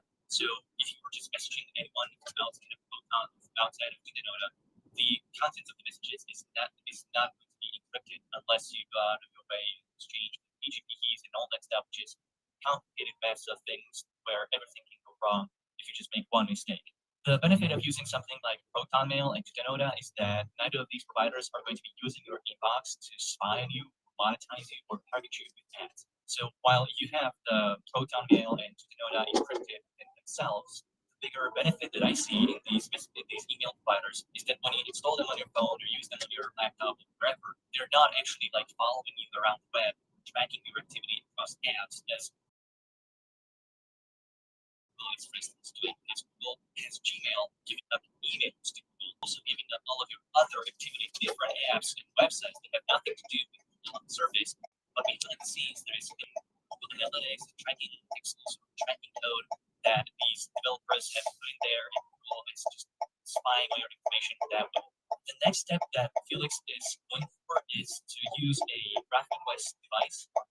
Tesla is phone, but if you install Graphene OS on it, you actually like all of the code and trackers on it. So Google is actually not making any money off of you outside of that single hardware purchase that you make, which in my opinion, this is perfectly fine with me, because the primary market for Google, the major revenue stream, is obviously advertising and services. So if I'm not allowing Google to advertise on me when I'm not giving them any money for their services, then the fact that I bought their phone is actually probably losing them more money, which I'm very much for.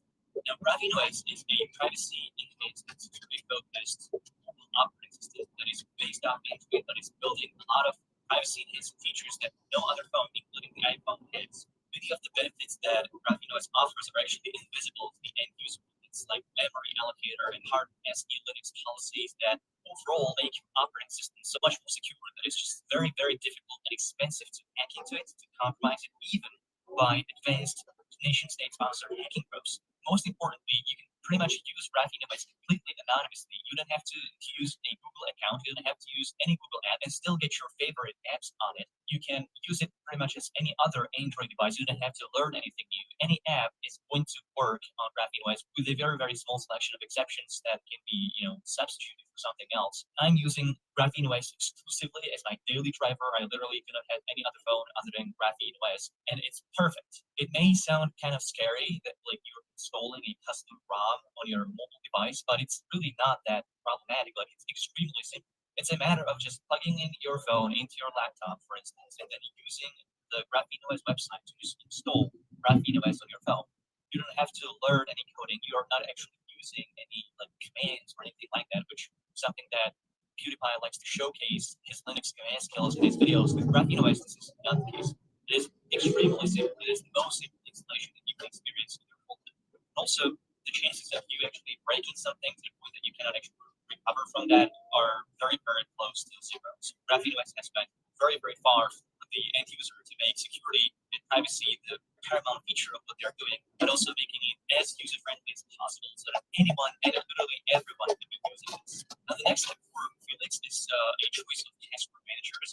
Felix is using something called whirlwind, which is actually coming from the company called Bitwarden. And Bitwarden is an open source privacy-focused password manager where you can actually sign up for the service. Yes, you're actually paying a subscription fee. What Felix is using is self-hosted. That's the full version. But if you don't want to self-host, then you're just okay with paying a relatively small fee for a very, very good service, I highly recommend Bitwarden.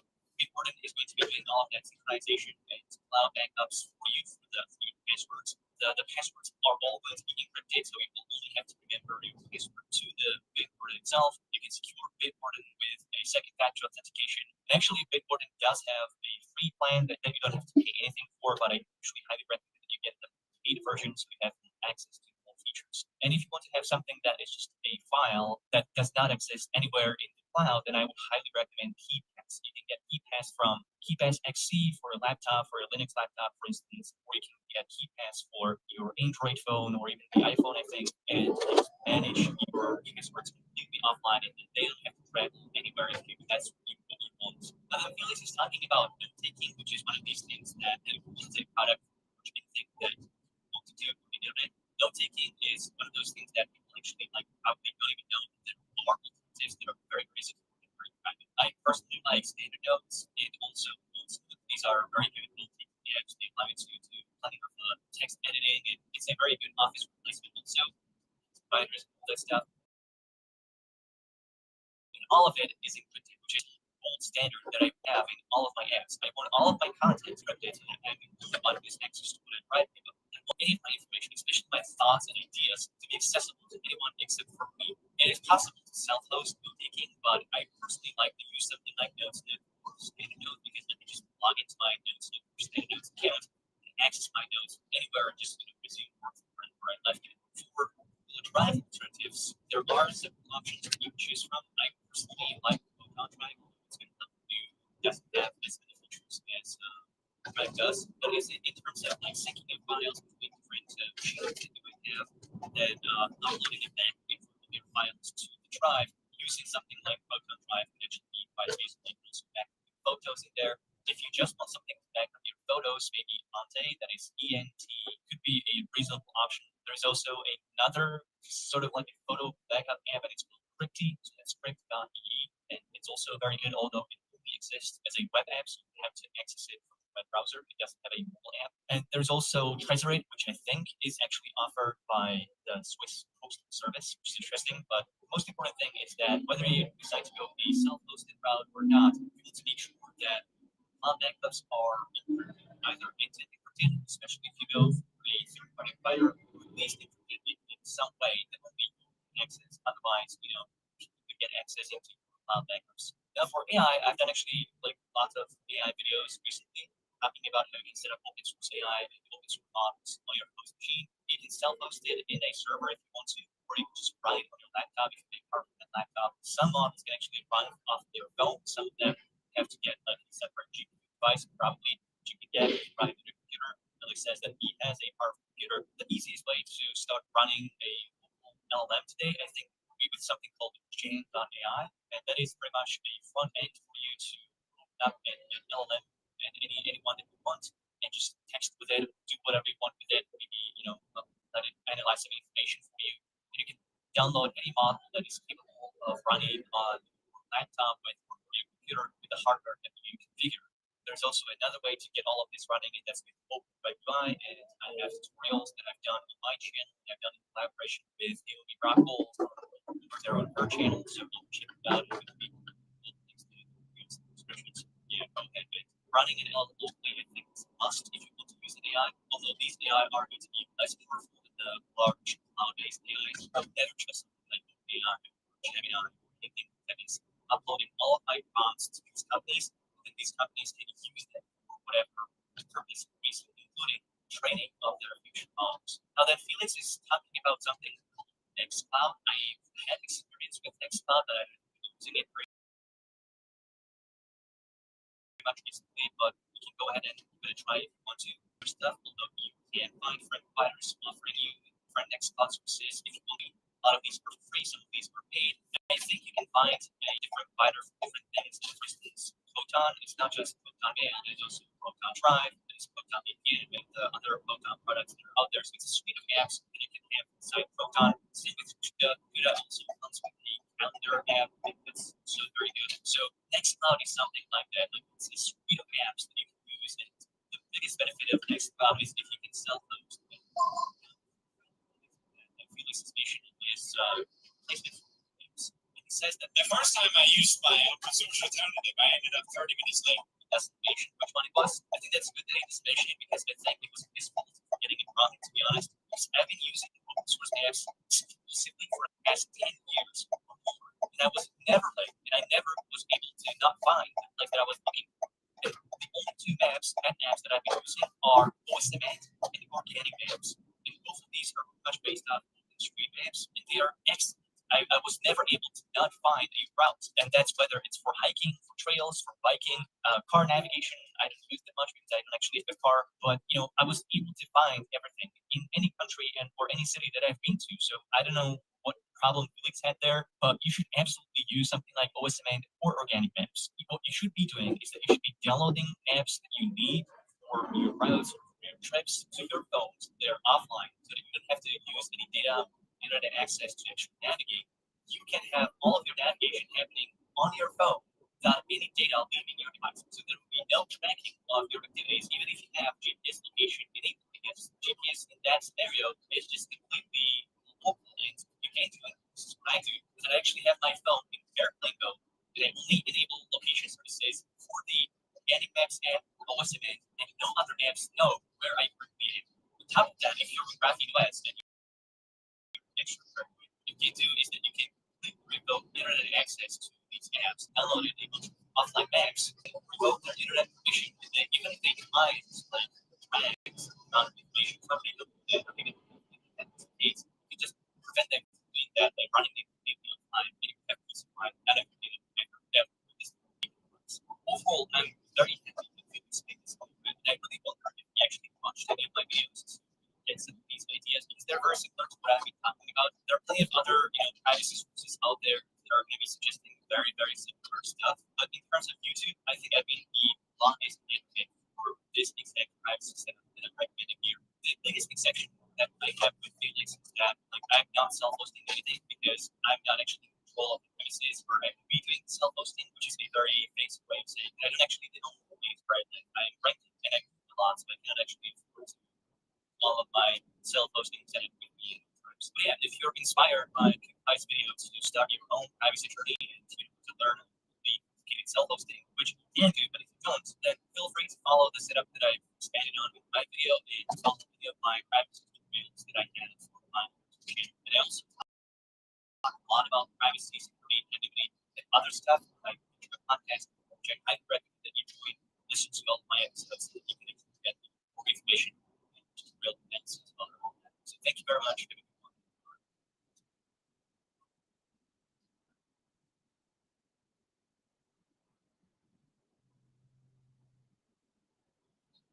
Katie looks old and outdated.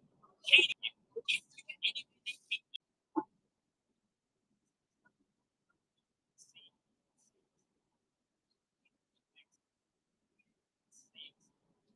Starts to build up. It's not too bad. Yeah. It's just the beginning. But it gets worse. From here? From the, it goes all the way down. Like it's a bottleneck. So it's few lines, but then becomes only one. And because everyone follows, most of the people know exactly, so they follow each other. It's too, because he has to avoid the bottleneck, they open another extra. I use it when it's really busy. The extra is a bit more complicated. I'll show you, because it's interesting how they deal with this. Because 45 minutes was before they changed everything. It really was only one. It didn't have options to get more. Now you get the options to go there. Even if it's not assigned, if you know, you can go through there. But it's a bit more painful, I have to say. This one, it will be more straightforward and more safe. Thank you. But if it builds up to it, if you see start building up from top, it's better use the other one, even if it's more painful.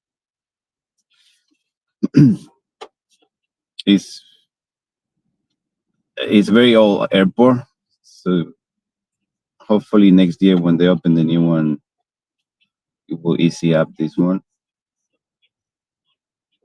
Next year, I've been working in that one for a while. So you see this one, they cut that part. So usually those cars will join too, because that is the other side coming through. Is it like this every day?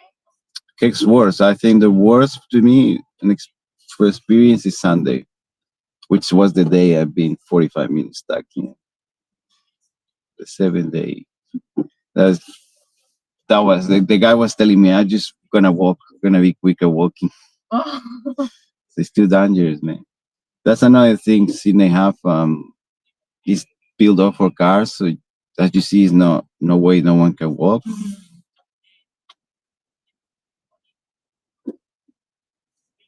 So it's very, if you wanna walk, it's dangerous.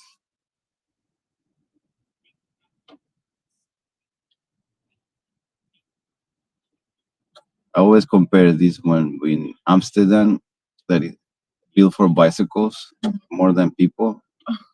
Because I remember walking in the street there, and I thought it was people just waving me for like politeness, Yeah. but it was to get out of the way when the bicycle.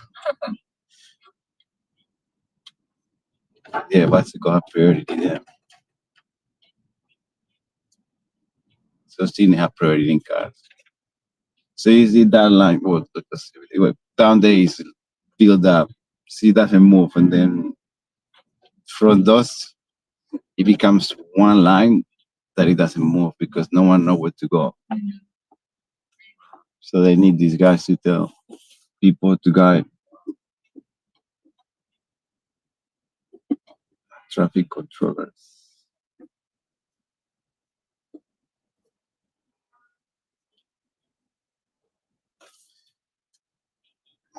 Lucky yours is right at the beginning.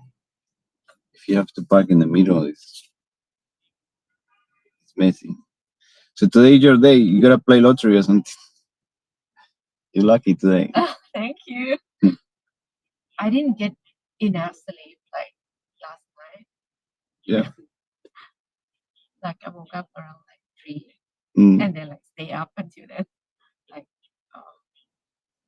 Yeah, if you were longer, it would be a big mess. Yeah. It start to build up. It's pretty early.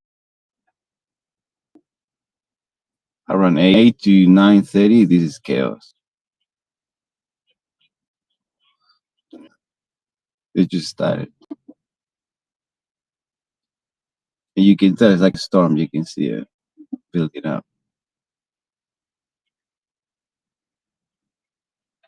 But I believe if you organize the traffic better, it will work better.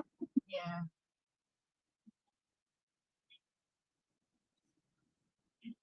Because the main problem here is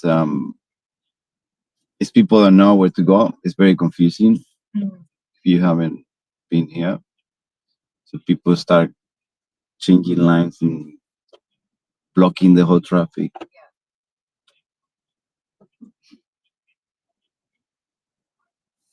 There've been few experiments they did with traffic that it's just like a cycles, and no matter what, if it's busy or not, there is always one that mess for everyone else. Always. It's in the experiment is always one that it breaks all the movement.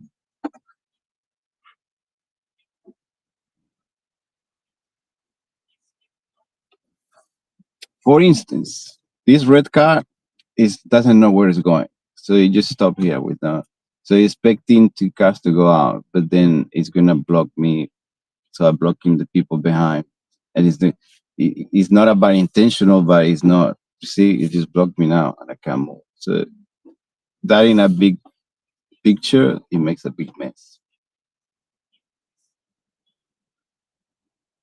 But having a traffic controller for each car will be so painful too. So.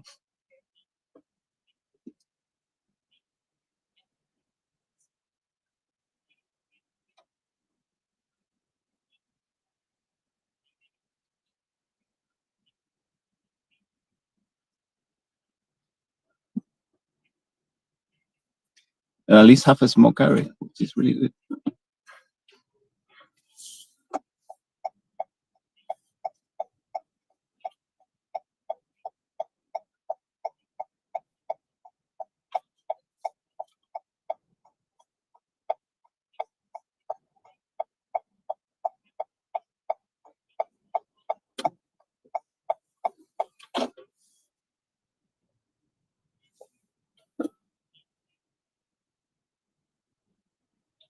Here we are. Thank you.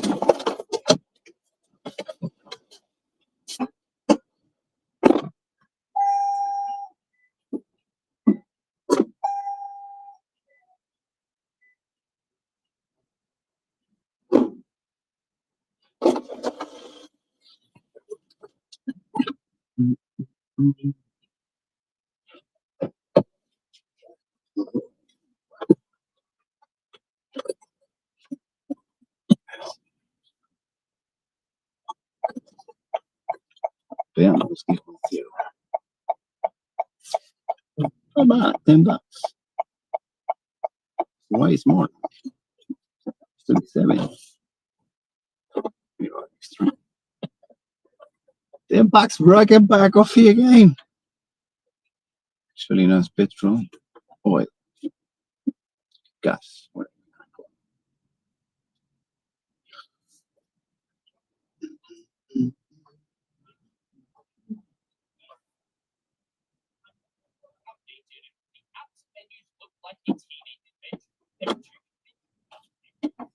And the order they're in are not intuitive and look messy. The devs probably can make sense of it and maybe a long-time user, but a new user is definitely going to struggle a lot. KDE has too many options. You right-click anywhere and it's 34 items. It also looks like Windows 7, not saying it's a good or bad thing, just not the current trend. Now, KDE is never going to be an environment where there's just not many options to select. KDE is the environment you go to if you want to configure a lot. At the same time, the devs have acknowledged that there are some settings which are redundant and don't really need to be there. As an example, there is no reason to offer settings where there is a factually incorrect one, where you can pick a setting that is going to be broken. That is something that should be automatically selected, and the selection of it should not be in the control of the user. As for a lot of other things, with there being a lot of customization, with there being a lot of menus, yes, it's not the current design trend, but at the same time, I'm happy that KDE has accepted that this is the direction it wants to go. It does not want to accept that we have to strip out a bunch of functionality, that we have to make a very simple environment. It is trying to cater to the people that want a lot of options. For me specifically, it's the borders, outlines, which we talked about, and the fonts. The fonts and button sizes never match up. The font gets cut off in buttons at times. The font sizing doesn't match at times. It's not consistent throughout. I care about fonts and spacing a bit too much. The outlines and separates just look outdated. That's it. I personally don't really care about fonts that much. It's just never really been something that really appeals to me. I did switch to Inter at some point. It frankly looked exactly the same as the prior font. I'm sure it was different. I know it was a big deal when Inter came along. I literally couldn't tell a difference. For whatever reason, on my laptop, it's really laggy and slow, or GNOME runs smooth like butter. The funny thing is, in the past, it was exactly the opposite on the same machine. I have a feeling they might be using early KDE 6. I never really had lag issues myself, but early KDE 6 had some really bad caching problems. And this goes back to what I was saying before, where there are users who are going to have problems and are going to keep complaining about problems, even though in the project and in a lot of distros like Arch, Fedora, Gentoo, the problem has been fixed for a long time. I do like KDE in many ways, though its touchpad gestures suck compared to GNOME. And the reply is saying basically the same thing. They use XFCE on their desktop and GNOME on their laptop specifically for this reason. I am not a laptop nowadays, and even when I was, I didn't really care about touchpad gestures. I was happy to have scrolling and right-click. That was all I cared about. But I know there are people that really like that touchpad experience, really like how to control things like that. And if you feel like it's not as good, I get it. It makes sense. Personal experience, it crashes a lot for no reason. I've had issues, not a lot, but I've definitely had issues where it just crashed when I was playing a game. It's like once every 2 or 3 months. Now, is it because of the game? Is it because of the GPU drivers? Is it because of KDE? It is really hard to say. Like random inconsistent crashes, it's really hard to point out exactly where in the stack it happens. What I can say though is since I've been on Neri, I haven't actually seen problems like that. I also like my menu bar to hide automatically, and it bugs out whenever it does hide or when I need it to be shown. Yeah, I have the opposite problem where I want it to be hidden, like I want it to hide automatically, and for some reason it just reappears again. I don't know why it reappears. I don't know how to get it to unreappear because it will just stay there even though there is a window directly where the trigger point is to make it hide. And here's another one talking about crashing. Occasionally KDE plasma crashes and the screen becomes messy and I have to wait until I can use my computer again. And that might be because I'm using Arch. So in this case, I'm going to use a fairly up-to-date version of KDE if they're on Arch. Again, my experience hasn't been that crash heavy. This might be the specific GPU they're using, maybe an NVIDIA GPU, maybe an old GPU where there's problems that aren't really being addressed. Again, I had crashes. Everything crashes at some point, but it wasn't enough to be a problem. On a wide enough screen, I'm assuming like a ultra wide or super mega ultra wide, whatever the really ultra wide ones are, the taskbar gets really laggy. It has an invisible border for determining if there's a window close to it to hover or lay flush with the bottom of the screen. Moving windows around to trigger this and causes massive lag spikes. You can turn the floating off, but the lag still occurs. The only fix is to create a small window under the dock to force detection to short circuit. I don't use any really mega crazy wide screens. I have a regular 60x9 screen. It's 1080p. This sounds like it might be a GPU issue though. It might be an issue with it not being very well optimized on slower hardware. And this is a problem that I have seen in various other things with KDE, like the caching issue where it was lag spiking real bad on mechanical hard drives. KDE suffers from really serious font render issues in fractional scaling. Really. Every time I tried KDE on a device where it's necessary to use fractional scaling, letter shapes are just all over the place. No matter if I used Arch or Fedora, no matter which laptop I used, fonts don't render correctly unless fractional scaling is not used, which obviously is not a good thing if you want to use fractional scaling. Frankly, the solution to this problem is just don't need fractional scaling. This is like the reason I don't ever want to get a 4K screen. I'm going to wait until I know fractional scaling is perfect before I even remotely think about it. Here is more discussion on clutter. I find KDE cluttered. Although it has great features, the focus on many apps like Mail and others, which other desktop environments do as well, is a waste of time. Now, look, every environment has their own re-implementations of applications. I do think, yeah, in many ways it is a waste of time, but you can't really find KDE to be at fault when literally everybody does that. Despite some lack of features, I went to GNOME for a more cohesive design and a less cluttered interface. Here is another one. KDE has a fundamental flaw, which is its adherence to Windows design language based on a billion cascading context menus. Unless they change that, I'm sticking to GNOME. And really, if you want to do what KDE is doing and have a lot of things you can do, there's not really a good way to do that without it feeling cluttered. Because what you end up having otherwise is really annoying to use interfaces where you have to scroll way too much to get to information. I think in the case of KDE, unless they want to go and strip out a bunch of functionality, the clutter is actually better. Now, there is a kind of button you can remove, and that is the apply button. This is something a lot of software is doing, a lot of environments are doing, where instead of having it apply, it will just do an autosave. I understand why people like this. I understand why this is the direction that things are going. At the same time, however, it can create problems like in Cosmic where you try to change a setting, and even though they have optimized quite a bit, the settings menu is still incredibly laggy. And that is just by the very nature of every time you change a setting, it automatically saves. So trying to change the same setting a bunch of times creates a giant lag spike. I prefer apply buttons because everything is done all at once. As for the buttons, everything is a button. Again, get it. I know a lot of things kind of moving away from that idea and stripping things out, but I don't necessarily agree that this is a good direction to go with things. Now, distro packaging, and this is something I have talked about in the case of Arch, where you can install a minimal plasma experience, and you can use that.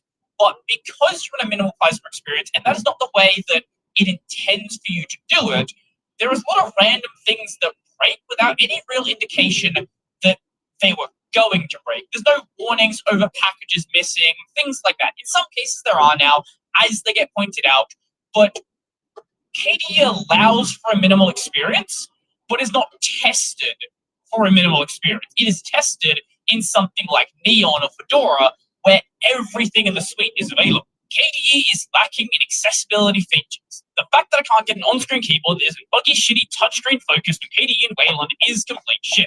I've heard a lot of people say that the on-screen keyboard experience on GNOME is vastly better.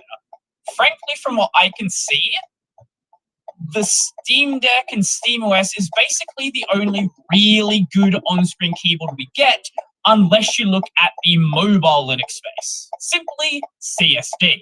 I don't know if they're saying they like CSD or don't like CSD, but it is a trend in modern applications to heavily make use of CSD. It's the case over on macOS, it's the case over on GNOME, and I get it. I personally don't like the trend. I feel like these applications end up just feeling really broken outside of the environment they're designed for, but I get it. We've talked about a lot of these things already, but KDE Wallet, this feature is so absurdly intrusive, awkward, and a pain to disable that it's borderline malware. Now, I think that's going way too far. It actually is quite easy to disable. It's just not something that is often talked about. There is a single line setting you can make that completely disables it. The wallet is an important thing, right? I get it. I know why the wallet is there. It is so you can actually encrypt passwords that are saved locally on your system. At the same time, if you don't save passwords locally on your system, it's really, really annoying that everything constantly bugs you. Save the link. It was fair. A bunch of people mentioned the same thing, though. They've had issues with drag and drop. Now, drag and drop issues aren't necessarily KDE. That's more of a Wayland in general issue, and is something that definitely needs to be properly ironed out. The last one I want to show you isn't actually on YouTube. This one is over on Blue Sky. I did actually post this over on Twitter and Blue Sky as well. It's just a lot of the same things had been said. This person had issues with the fact that a lot of the buttons are rounded, but you have these square corners. So it feels kind of inconsistent, right? Like you got rounding in one place and then right angles in another. I'm sure that there is a lot more that could be said. At the same time, though, I don't want to be here for like 3 hours reading 700 comments. I think we've hit on most of the main things that were brought up that weren't just people running old versions and had old problems. KDE is a really good environment, and I personally really like it. I think right now it is the best desktop environment available on Linux. At the same time, though, I understand why some people might have issues with it and why some people might feel like it's buggy in some cases, because there are bugs, but many of those are people running old versions. As for the look and feel, I understand why people think it looks outdated. It's not following the latest design trends, like the person we saw at the start saying. It's not following those bubbly Silicon Valley design trends, and if that's what you're looking for, this is not going to be what you want. At the same time, though, if you're someone looking for something that is not that, if you want to go back to a, in my opinion, better time in computing, I think KDE has a lot for you. It's not necessarily outdated. It's a different direction that things could have gone down. But what do you think? Do you actually think it is outdated and buggy and all these terrible things and it's a horrible environment? I'd love to know your thoughts down below, especially if you're involved in KDE in some way. Do you want to...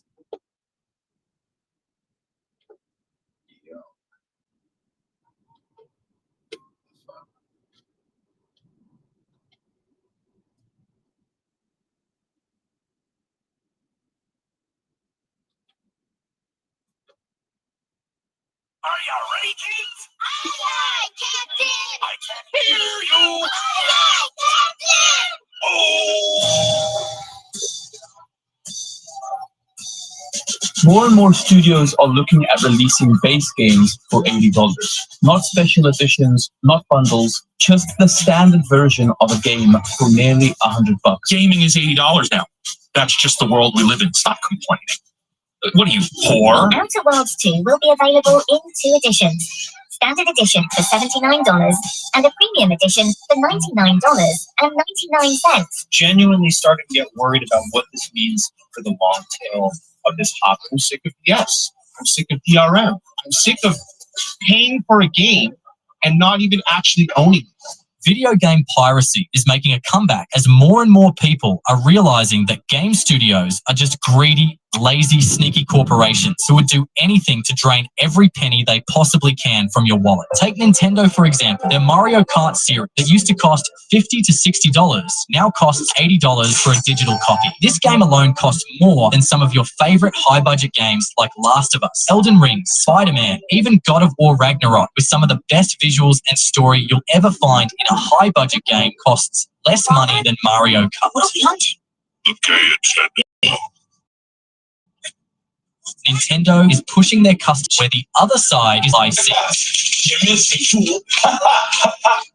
Oh, I didn't see you there. I was too busy playing one of the greatest games of all time. The console, that's one of the greatest, if not the greatest. Pirating Nintendo games is totally valid and it's okay, and anyone who says it isn't needs a change of perspective or just some education. But the worst part is they're probably the least guilty in this current movement of profit over customer bandwagon. In Ordinary Gamer's video about Ubisoft, he talked about a game, The Crew, which he bought to play with the boys. When he logged in to activate the game to play it one more time, he was greeted with a message to let him know that the game which he bought with his hard-earned money had been shut down. Why not check the store to pursue your adventures? Remember that game you bought? If he worked as a teacher in Mississippi, it would have cost him multiple hours of work to save up enough money to buy this game, which Ubisoft took away from him, and thousands of other players because they wanted to save money. You literally cannot even experience it. The game is effectively just lost media. And for some reason, Ubisoft is okay with that.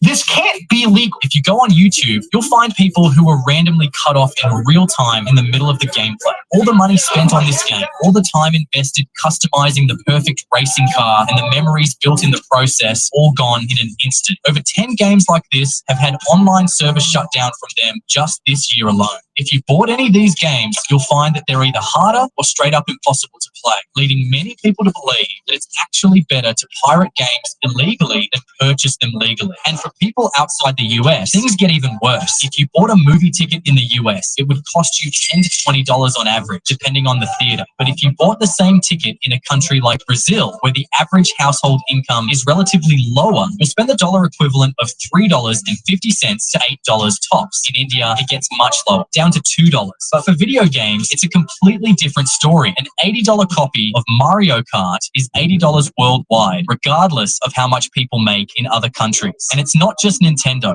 Other video games do this as well. In my research, I found a post of a user from Thailand who expressed that game prices in their country have stayed at the same rate with the US since 2017, despite their people earning 90% less than them. In India, game prices when adjusted for the average Indian household is still relatively higher than many gamers can afford. These problems have created a moral dilemma for many people to justify piracy. Games बहुत ज़्यादा expensive as compared to the West. You have यहाँ बहुत से adults भी हैं जो कि gamers हैं एंड अर्न भी करते हैं, बट उनके भी अपने काफी सारे एक्सपेंसेस होते हैं जिन्हें कॉम्प्रोमाइज करके वो वीडियो गेम पे खर्च नहीं कर सकते। इसी कारण से गेमिंग को एंजॉय करने के लिए उन्हें पायरेटेड गेम्स ट्राई करने पड़ते हैं। Especially when you consider the fact that most games today are just cash cows for studios to milk more revenue from their players while offering little value in return. The FIFA released every year is the exact same with a new word slapped on it. The Black Ops released every year is the exact same with another new word slapped on it. And the NBA games that release every year are literally the exact same with a new price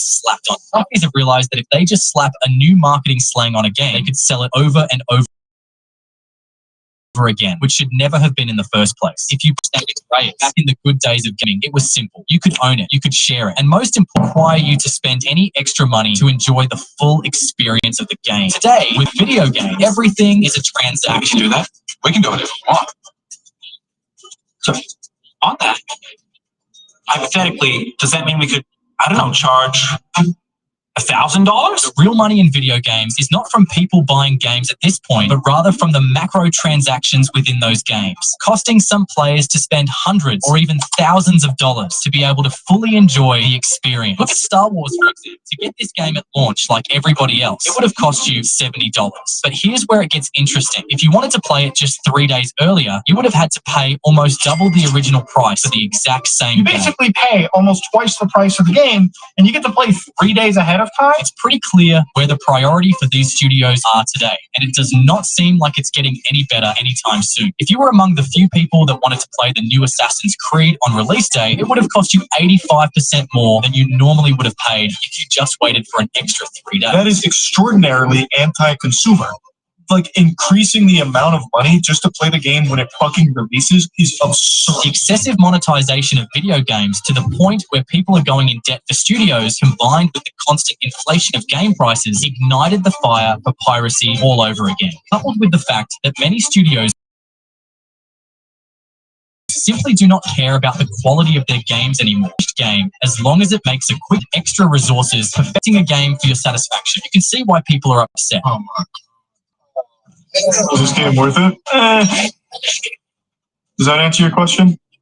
In Swizzle's video about Nintendo, he talked about a man who created a website called ROM Universe and let people download Nintendo games for free, which is illegal. Matthew would run the site for a while. People would go and download their free Nintendo games, and what made it worse, you could pay Matthew a subscription to get faster download speeds, which made Matthew $30,000 every single year. Now, if you're Nintendo, seeing all of that go down, your first thought is, we don't like that, let's sue Matthew. And they did just that. Nintendo took Matthew to court and ordered him to pay $2.1 million for allowing everyone to download Nintendo games for free on his website. Game studios are cracking down on piracy fast, as they believe it is eating into their profits, causing them to underpay their developers and becoming a bigger threat to the entire industry than anticipated. Piracy doesn't just eat into their profit, it ruins their entire business model, especially when you consider the fact that we're moving into a new era of gaming, where studios like Ubisoft prefer to own the games they sell while renting us access. And you can see how piracy interferes with this agenda. Talking about the fact that, yes,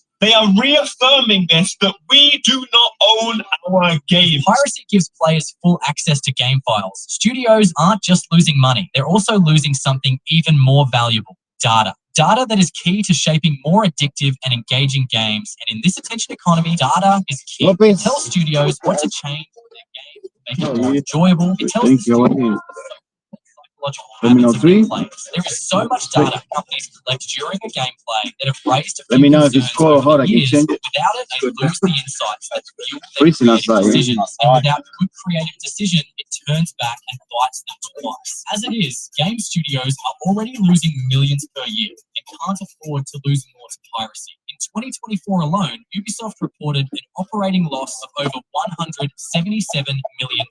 Blizzard over $1.6 billion, and EA Games over $6 billion in stock valuation. But that does not mean studios are dying. In fact, what they lose to bad games, they always almost make back in ridiculous charges, inflated game prices, and Would be in less than 20 minutes. Therefore, must be a bit busy. Transaction churn isn't the Electronic Arts brought in $5.6 billion in its latest earnings, highlighting the resilience of the business. Unlike most industries, escapism, the ability to immerse into another world and leave reality behind in a way other mediums can match. Your pants wrong. I think that's it. That's why the average gamer spends over $1,000 a year on video games. It's also why some of the world's biggest companies like Netflix and Apple are investing heavily into video games. It is because of this vast potential that studios are doing everything they can to stop piracy. Apart from the "you wouldn't steal a car" ad propaganda that companies tried when piracy was just popping off, there are other measures studios have taken over the years to stop pirates, like the use of anti-piracy screens designed to punish people for playing pirated games. For example, people who pirated Spyro back in the 2000s noticed that the dialogue was different between the playable character Spyro and the supporting character Zoe. If you bought the game, Zoe sounded something like this.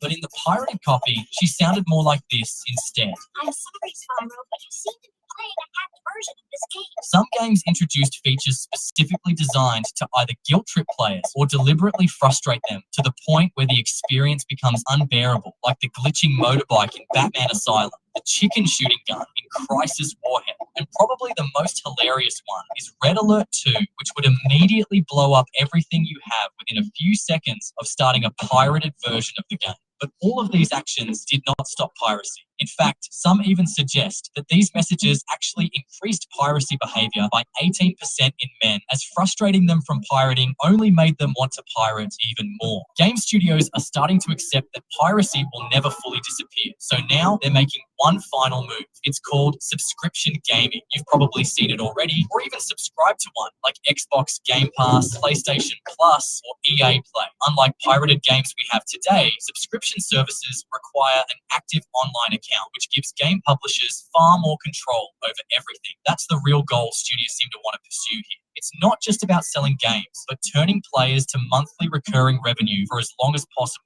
maximizing revenue from each player until investors are satisfied. Compared to a one-time purchase of $60 or $70 or even $100, subscriptions offer studios the kind of income that is predictable because it does not require new sales to make money, and most importantly, it comes with no extra cost to game studios. But it doesn't stop there. These studios strip away ownership, as buying a game subscription for Star Wars means you're not buying the game, you're renting access to said game. Once you stop paying, you lose everything forever. It also means piracy becomes far more difficult, as their always online requirements allow companies to detect and shut down unauthorized access to their games more easily. They may not have been able to convince people to stop piracy, but maybe they can force them instead. And by keeping everything online, studios gain more than just reduced piracy. They gain more of the data they need about their players. Then there's the monetization potential. Just like Netflix, Spotify, Adobe, YouTube Premium, and all the countless other subscription services out there, subscription gives gaming companies the ability to raise prices, introduce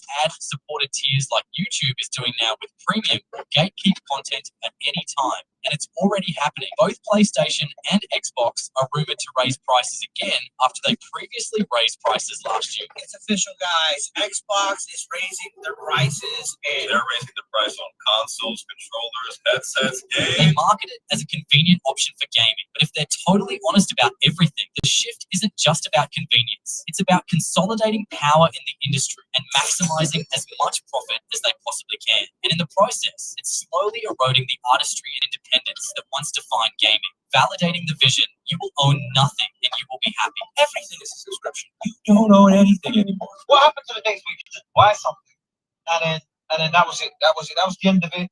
Never had to sign up to anything. There was no app for it. Just bought the thing and that was it. I hate that everything's a subscription now. Like, there are some things that are not meant to be a subscription. I'm so sick of them.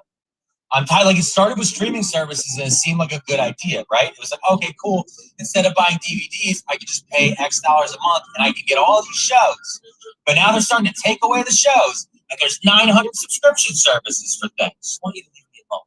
I want to give you the amount of money that you asked for to make the game, and then just have you be out of the transaction entirely. Once I buy this, there's no umbilical cord between you and I.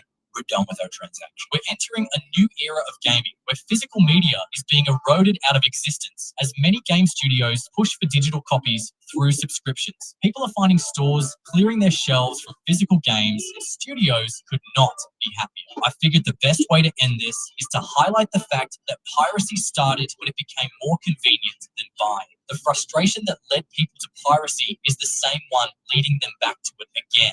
Ubisoft has become a primary target for piracy for even mentioning the fact that gamers do not own their games. That's why online forums, Telegram channels, and Facebook groups have been created to empower people to pirate again. If studios really want to move past piracy, they need to give people a reason to stop, not just try to force them. If music could fix piracy by making it both convenient and affordable, why can't gaming?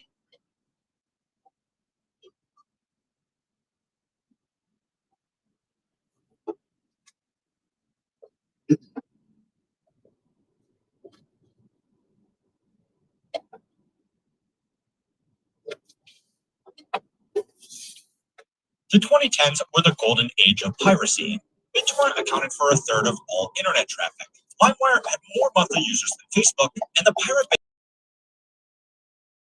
Bay was the only video store in town where you were sure, hypothetically, of course. The world was slowly switching from physical, and even people who weren't particularly tech-savvy realized that digital goods could be replaced with practically zero marginal cost.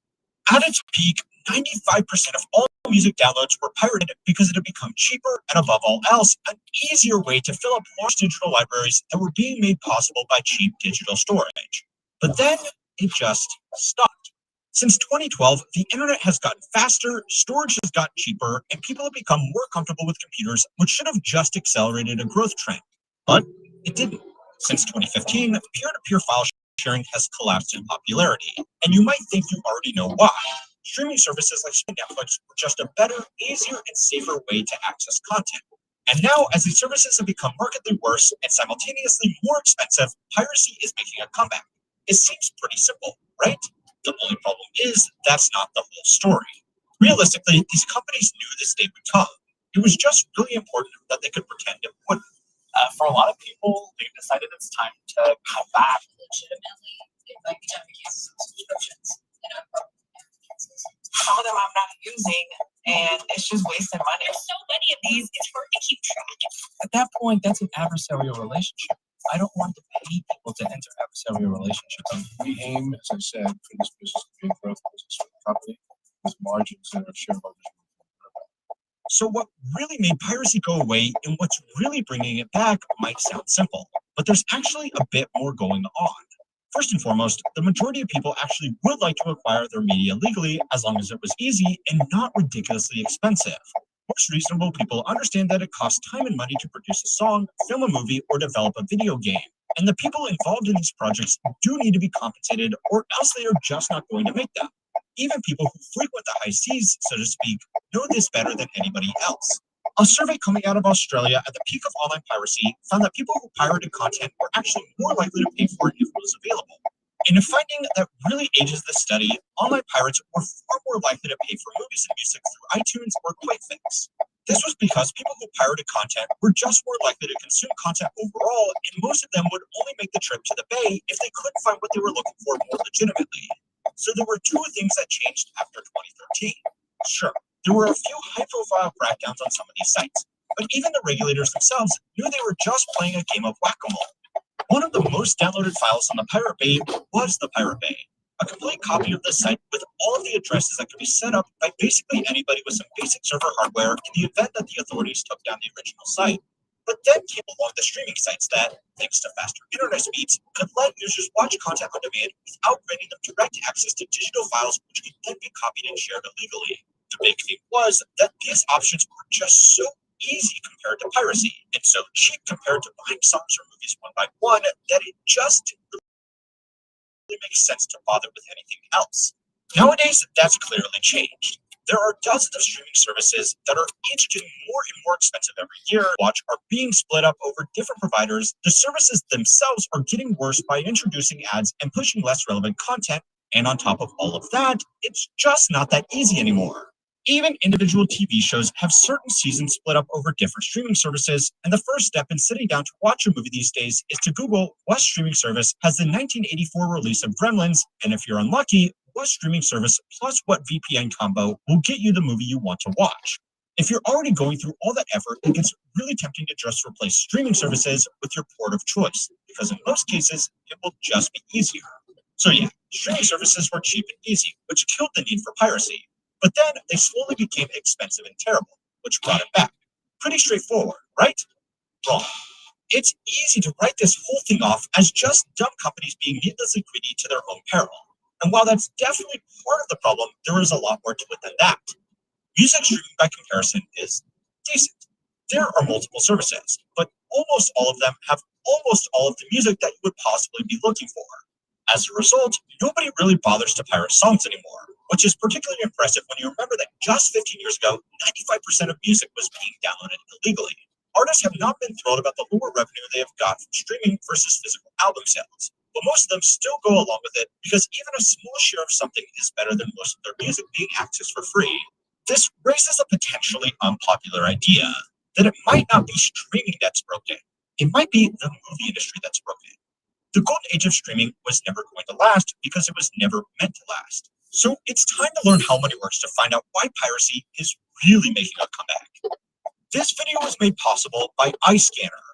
I was sorting through some old receipts for tax season, trying to remember which ones I still needed to file. And of course, one of the important ones had coffee stains on years from now. It's highly unlikely that we will still be watching movies through the current selection of streaming services. Now, most investors in this company aren't dumb. They know that Netflix can't make their money back with its current structure. What they are banking on is being able to offer a cheaper service that they can charge more for in order to fatten up those margins. Let's not talk about my margins, by the way. Being nice and fat, that's a nice shirt to make it for bed. Anyway, cutting content, raising prices, and pushing strange features like mobile games within the app are not some surprise new rollout. They are part of a development plan that the company knew it would have to implement since it started offering online streaming. It would just be a lot better if they could do it without competition. Now, on the expenses side, there is some good news. As technology improves, network infrastructure has become cheaper for the same capacity, which means the actual cost to stream videos to users is getting better every year. Netflix's cost of revenue adjusted for inflation has actually been stable since 2022, despite adding almost 100 million new users in that time. Included in those costs are the aforementioned servers and network infrastructure, but it also includes the cost to license and produce their own movies, TV shows, and games. Another big reason their costs have been improving is because they just aren't licensing as much content as they used to, and that's for two reasons. The first was a business decision to cut down on a cost, especially for content that wasn't drawing in new users.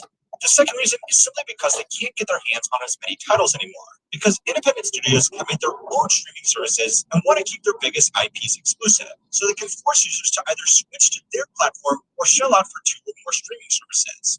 Netflix is slowly producing its own titles, but that hasn't caught up to the content they are losing from licensing. So then why does this mean that Netflix doesn't care about piracy? Well, publicly they say they do, of course, but piracy is going to hurt their competition a lot more than it's going to hurt them. If people can't find a movie or show on Netflix, then give up and pirate it. That didn't really cost Netflix any money, because the vast majority of content out there wasn't theirs to lose, and they most likely didn't spend the money producing it. A 2023 paper in the Journal of Economic Behavior and Organization titled Pirate and Shell found that when movies moved off Netflix to another platform, piracy of that content increased by more than 20%. Now, first and foremost, that's an amazing name for a professional journal article. But apart from that, it showed why Netflix hasn't been too concerned with online piracy. In a now infamous quote from the company's chief content officer, they said that in order for Netflix to be successful, we need to become movie studios faster than movie studios can become us. Piracy that disproportionately hurt legacy movie studios and their libraries of content was not something that Netflix would encourage. But behind closed doors, they certainly weren't too sad it was happening. Another way to think about this is that obviously Amazon isn't encouraging shoplifting, but it's a problem that hurts their competition far more than it hurts them.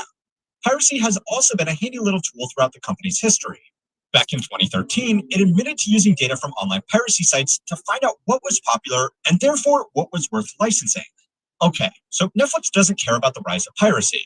But what about the actual Hollywood studios? Well, they obviously do, and they crack down on IP theft with furious anger. But they are in a difficult situation. They could send piracy back to the dark ages by reconcentrating their content onto a single easy platform. But at the moment, that would probably be Netflix, which a company like Disney would obviously not be willing to go along with after investing so much in their own service. If they keep competing, though, they are just going to make the experience worse for everybody and probably lose more ground to the high seas. Now, for these companies, this whole fight could not be happening at a worse time. There is a reason why music studios were able to play nice and make their content available just about anywhere while movie studios were fighting to the death. Music is simply much cheaper to produce, and there are far more sources of alternative revenue beyond just directly selling a song or an album.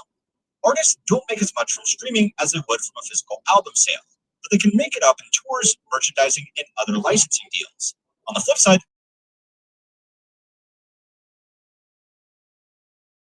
to produce, while cinema attendance is never fully. Ironically, one of the biggest theater releases of the past year with the cinema release of Taylor Swift's Eras Tour. In the past, poor box offices would a lot of their money back through DVD sales, but obviously that's not really a thing anymore. So studios have put even more effort into pushing their streaming services to eventually make back the difference. It's a bold strategy, and there are hundreds of billions of dollars in market cap at stake. So executives really want to pretend that eventually it'll work out. But if it doesn't, there are some lessons to be learned from the music industry, which didn't beat piracy. It just made it unnecessary. The first is that movies have simply become too expensive for the current market. Studios have recognized that people are only going to movies for special occasions these days because it's expensive, the theater experience isn't that good anymore, and people can just wait a month and get the streaming services that they were already paying for. Instead of the whole thing cheaper and putting less of their eggs in a single basket, they have doubled down on producing mega blockbusters. Of the 20 most expensive movies ever made, 19 of them came out in the last 10 years after streaming was already mainstream. These figures also only count the production budget, not the marketing budget. And on the revenue side, the box office doesn't include the share paid out to movie theaters. With even extremely generous estimates of those arrangements, only about half of these releases made their money back. And some in particular, like the Marvels, Snow White, Dial of Destiny, and the latest Mission Impossible movie, are shaping up to be catastrophic losses. So far, studios have been able to justify these flagship productions to their investors by talking about their IP value, which can later be extracted by bringing in customers to their streaming platforms. But that isn't really happening. Customers who join because they want to watch a single movie didn't tend to stay subscribed for very long compared to those who enjoy a deeper library of mid-budget movies or TV shows.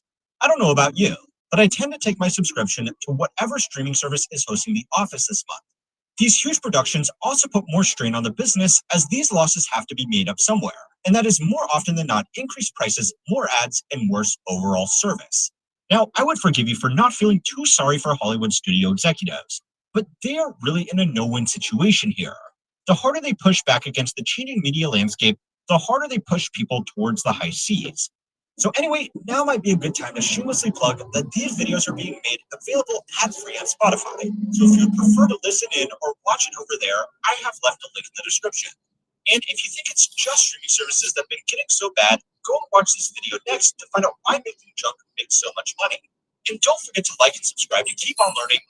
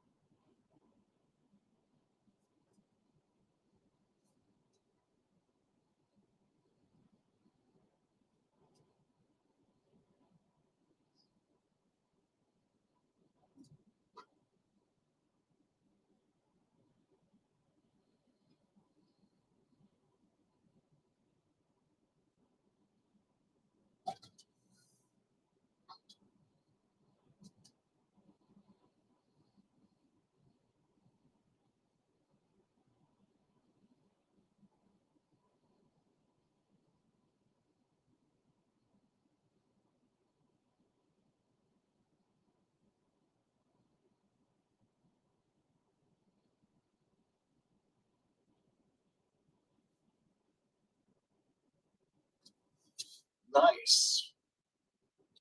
Office is good. Good sign.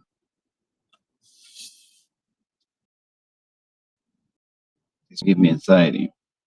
Yeah, because usually it builds up. But time is scares me. Right. Yeah, because it builds all the way, and once it builds to that point, it's just too much. Because people don't move. It's like they sit down and have a coffee. Yeah, they're building. They're finishing the connection because it's meant to connect to the west. So the west will have the new airport too next year. Hopefully helps.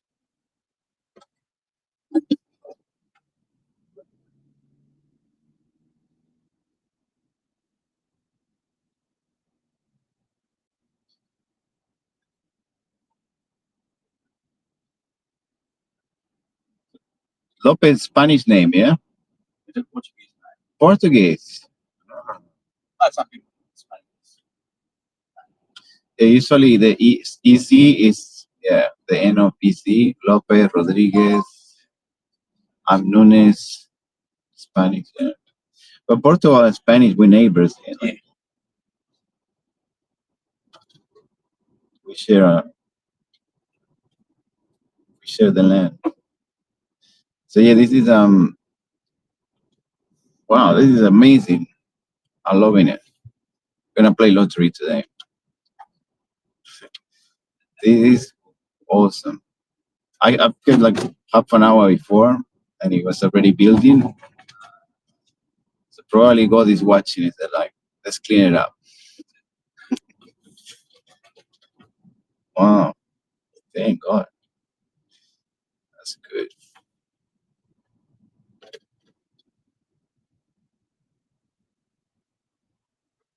Nice.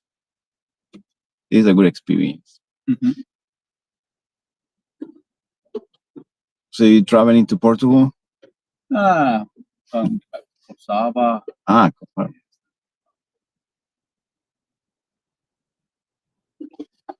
So you get domestic and international. Oh, nice. All right. For first, this is amazing, man. Have a wonderful day. Have a great weekend. All the best. You too. Thank you.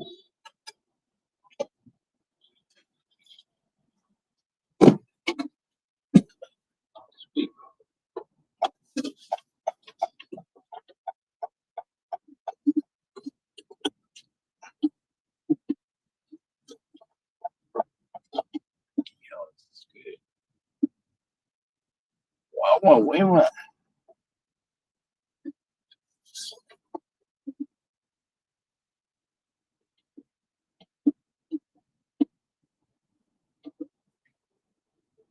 Well, bucks. Not bad. $12. Google's AI is harder to escape on Android 16. A potentially promising new VPN that can't log users by design, how the cartels found FBI informants, and more. Welcome to Surveillance Report 232, where we are dedicated to keeping you private and secure with the latest news from the past week. I'm Nathan from The New Oil. And I'm Henry from Techlore. We have a new sponsor this week, and we're excited to share them with you guys. It is Entei, the photo manager app. A lot of you guys have heard of them, but if you haven't, you should definitely check them out. This is a zero-knowledge, cross-platform photo manager on the most recent post. Within the last week, if you post on something from 6 weeks ago, normal week, like the episode and the Q&A, either one of those, the most recent one, I will check both of those. I'll run them all up and we'll include them on the upcoming Q&A. I hope that made sense. But I feel bad that you guys aren't getting enough time to ask your questions. So yeah, just go ahead and leave them on the most recent post. I'll make sure I round them up. And I really apologize that things have been falling behind, but thank you guys for your patience and bearing with us. So our highlight story this week comes from Google. yet again, we've been talking about Google a lot lately because Android 16, I think, is out. I think my wife actually updated the other day, and I definitely sent her some instructions on how to disable this because Google Gemini is about to control your messages and calls even if you say no. Slightly misleading headline. The actual headline is that it's about to get a lot harder to shut off Google Gemini from doing this kind of thing. Quoting the article, before now, if you disabled Gemini app's activity, the setting that governs what Gemini remembers and uses to train future AI models, you were cut off from deeper integrations. For example, Gemini couldn't place calls or send text messages because it wasn't allowed to access that data. Starting on July 7th, so that should be like the Monday after this comes out, Gemini will gain access to 4 key phone services: phone, messages, WhatsApp, and utilities, which includes things like volume, flashlight, alarm, and media controls, regardless of whether you've turned activity tracking on. Google will not save your assistant requests to your Gemini activity page or use them to train its models if app's activity is disabled, but it will keep the data for up to 72 hours. Google says this temporary window allows for, quote, service reliability and safety checks, unquote. The article goes on to say that Gemini now has a second set of toggles buried deep in the settings menu. So inside the Gemini app, you can go to Profile and then Apps and manually disable access to phone, messages, WhatsApp, or utilities. But these are turned on by default, even if you've disabled tracking in the past. Pretty straightforward story. At first glance, this isn't as bad as it seems, right? Like, they're not going to use it to train anything, and they're only keeping the data for a couple days. But the article points out, it's like, yeah, but that's kind of like getting really fuzzy with the definition of privacy, right? Because if we go to lunch and I say, hey, can I have your fries? And you're like, no, they're mine. If you wanted fries, you should have ordered some. And I'm like, okay, I'll just take a few. The answer was no. That's kind of what Google is doing, is when you're like, hey, I don't want to share this data with you. Okay, well, we'll just take it temporarily and then delete it. It's like, no, I said no. Even if you're not actually doing anything with it, you're playing fast and loose. And this is kind of part of that, what does Shoshana Zuboff call it? Anyways, it's like, it's them encroaching on your privacy. Potentially, this could be a slippery slope. This could just be Google being Google and being stupid. But, you know, they're kind of potentially slowly edging in there to take a little bit more each topped out. That is definitely not surprising. But what's really frustrating is it should be trivial for Google to roll out this update in a way where it checks your existing settings and then sees that it's disabled and says, okay, let's go ahead and disable it. Like, why do I have to disable this twice then? Really not cool, really frustrating. I guess on the topic of the settings, I'll go ahead and point it out. They're like, yeah, these companies are notorious for reverting your settings anyways to begin with. So there is the normal advice. If you have a Pixel, you can put a custom OS on it. So far, none of them have rolled out any AI features that I'm aware of, which is great. They tend to remove all this stuff. If you have something other than a Pixel, like you can't put a custom OS on it, or whenever it does get Android 16, definitely make sure to go in there and check on this kind of stuff.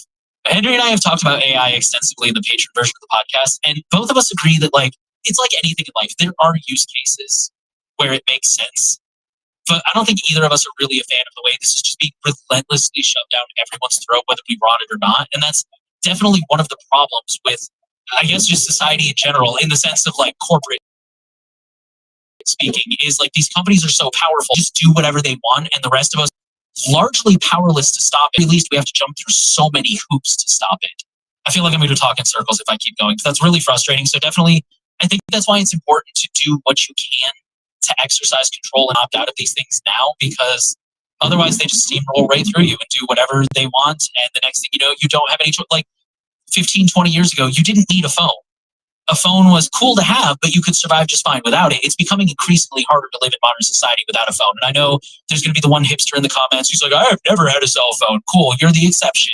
It's unfortunate that it's becoming a world where everything is harder to opt out of and your privacy is put at risk. And we're seeing this play out all over again with AI.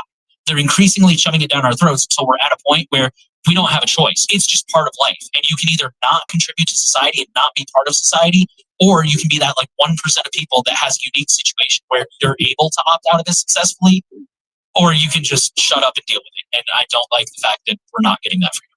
I think that's a sufficiently good rant for the beginning of the episode. Yeah, I think defaults just really matter. I was kind of reminded, I was given a phone recently, the minimal phone. It's literally just called the minimal phone. It's kind of not the best branding, perhaps. It's a descriptor as the name anyway.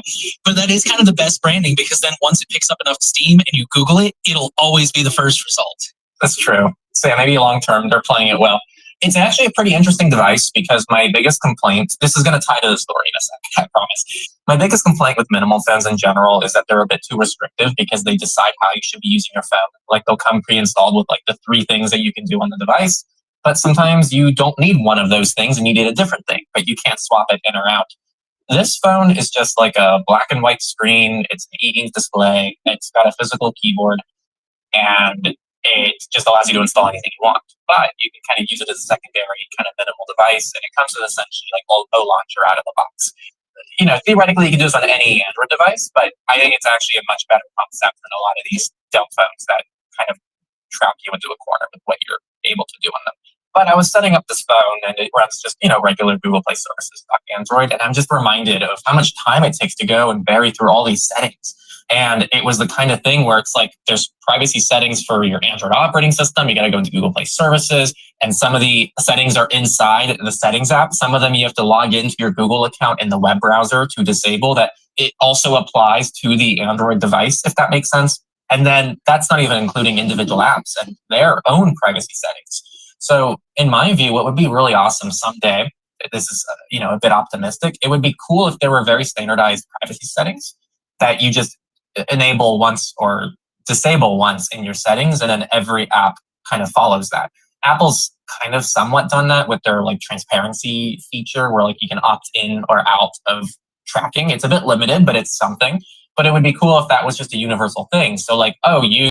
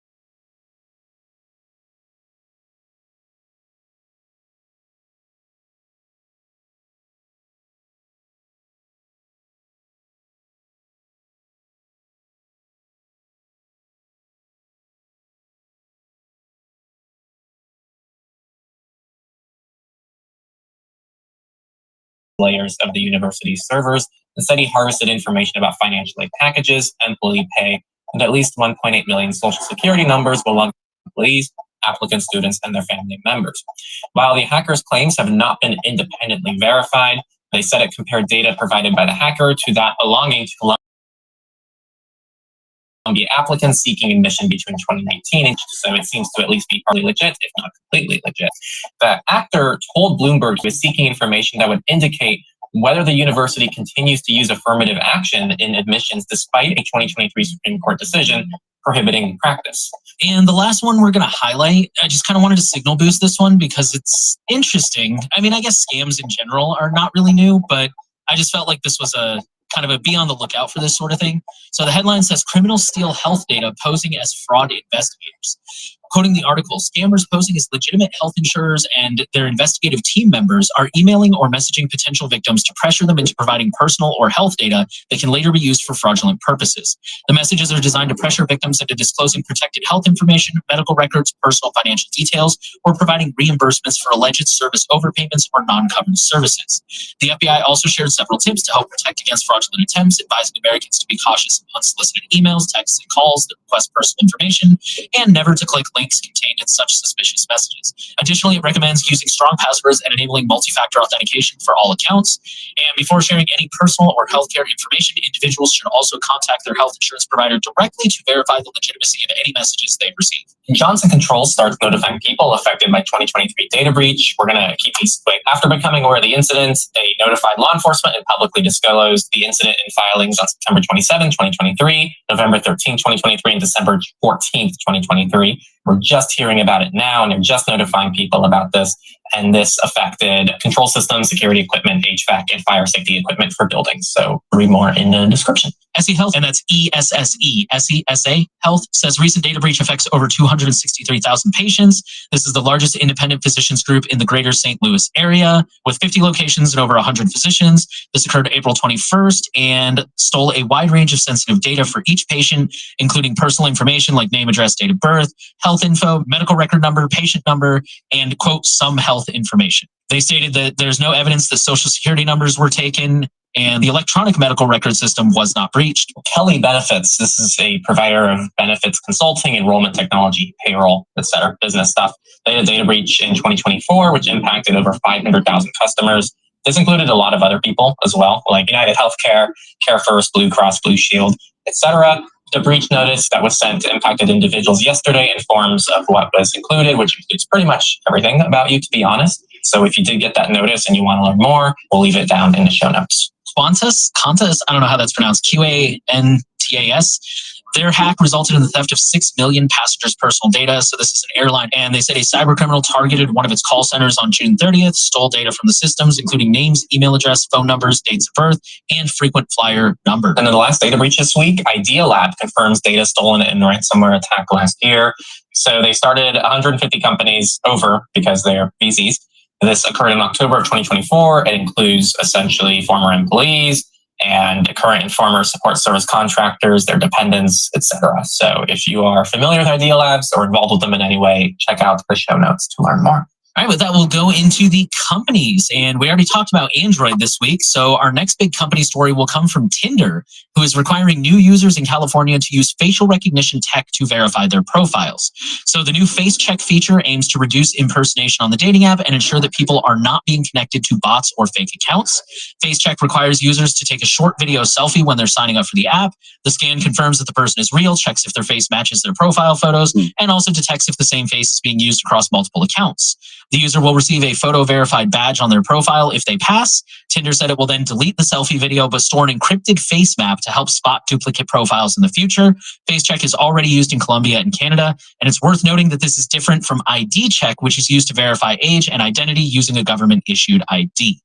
So getting back on topic, patrons got a whole dating lesson here from us and our thoughts on loneliness. So join the patron version if you want more of that. AT&T has rolled out wireless lock feature to block SIM swap attacks. The new feature has been available for some customers for almost a year and has now been rolled out to all AT&T customers. With this new feature, customers can log into a company's mobile app or website to lock their number, which prevents anyone, including AT&T employees, from porting the number to a new SIM card or transferring it to another provider unless the setting is disabled.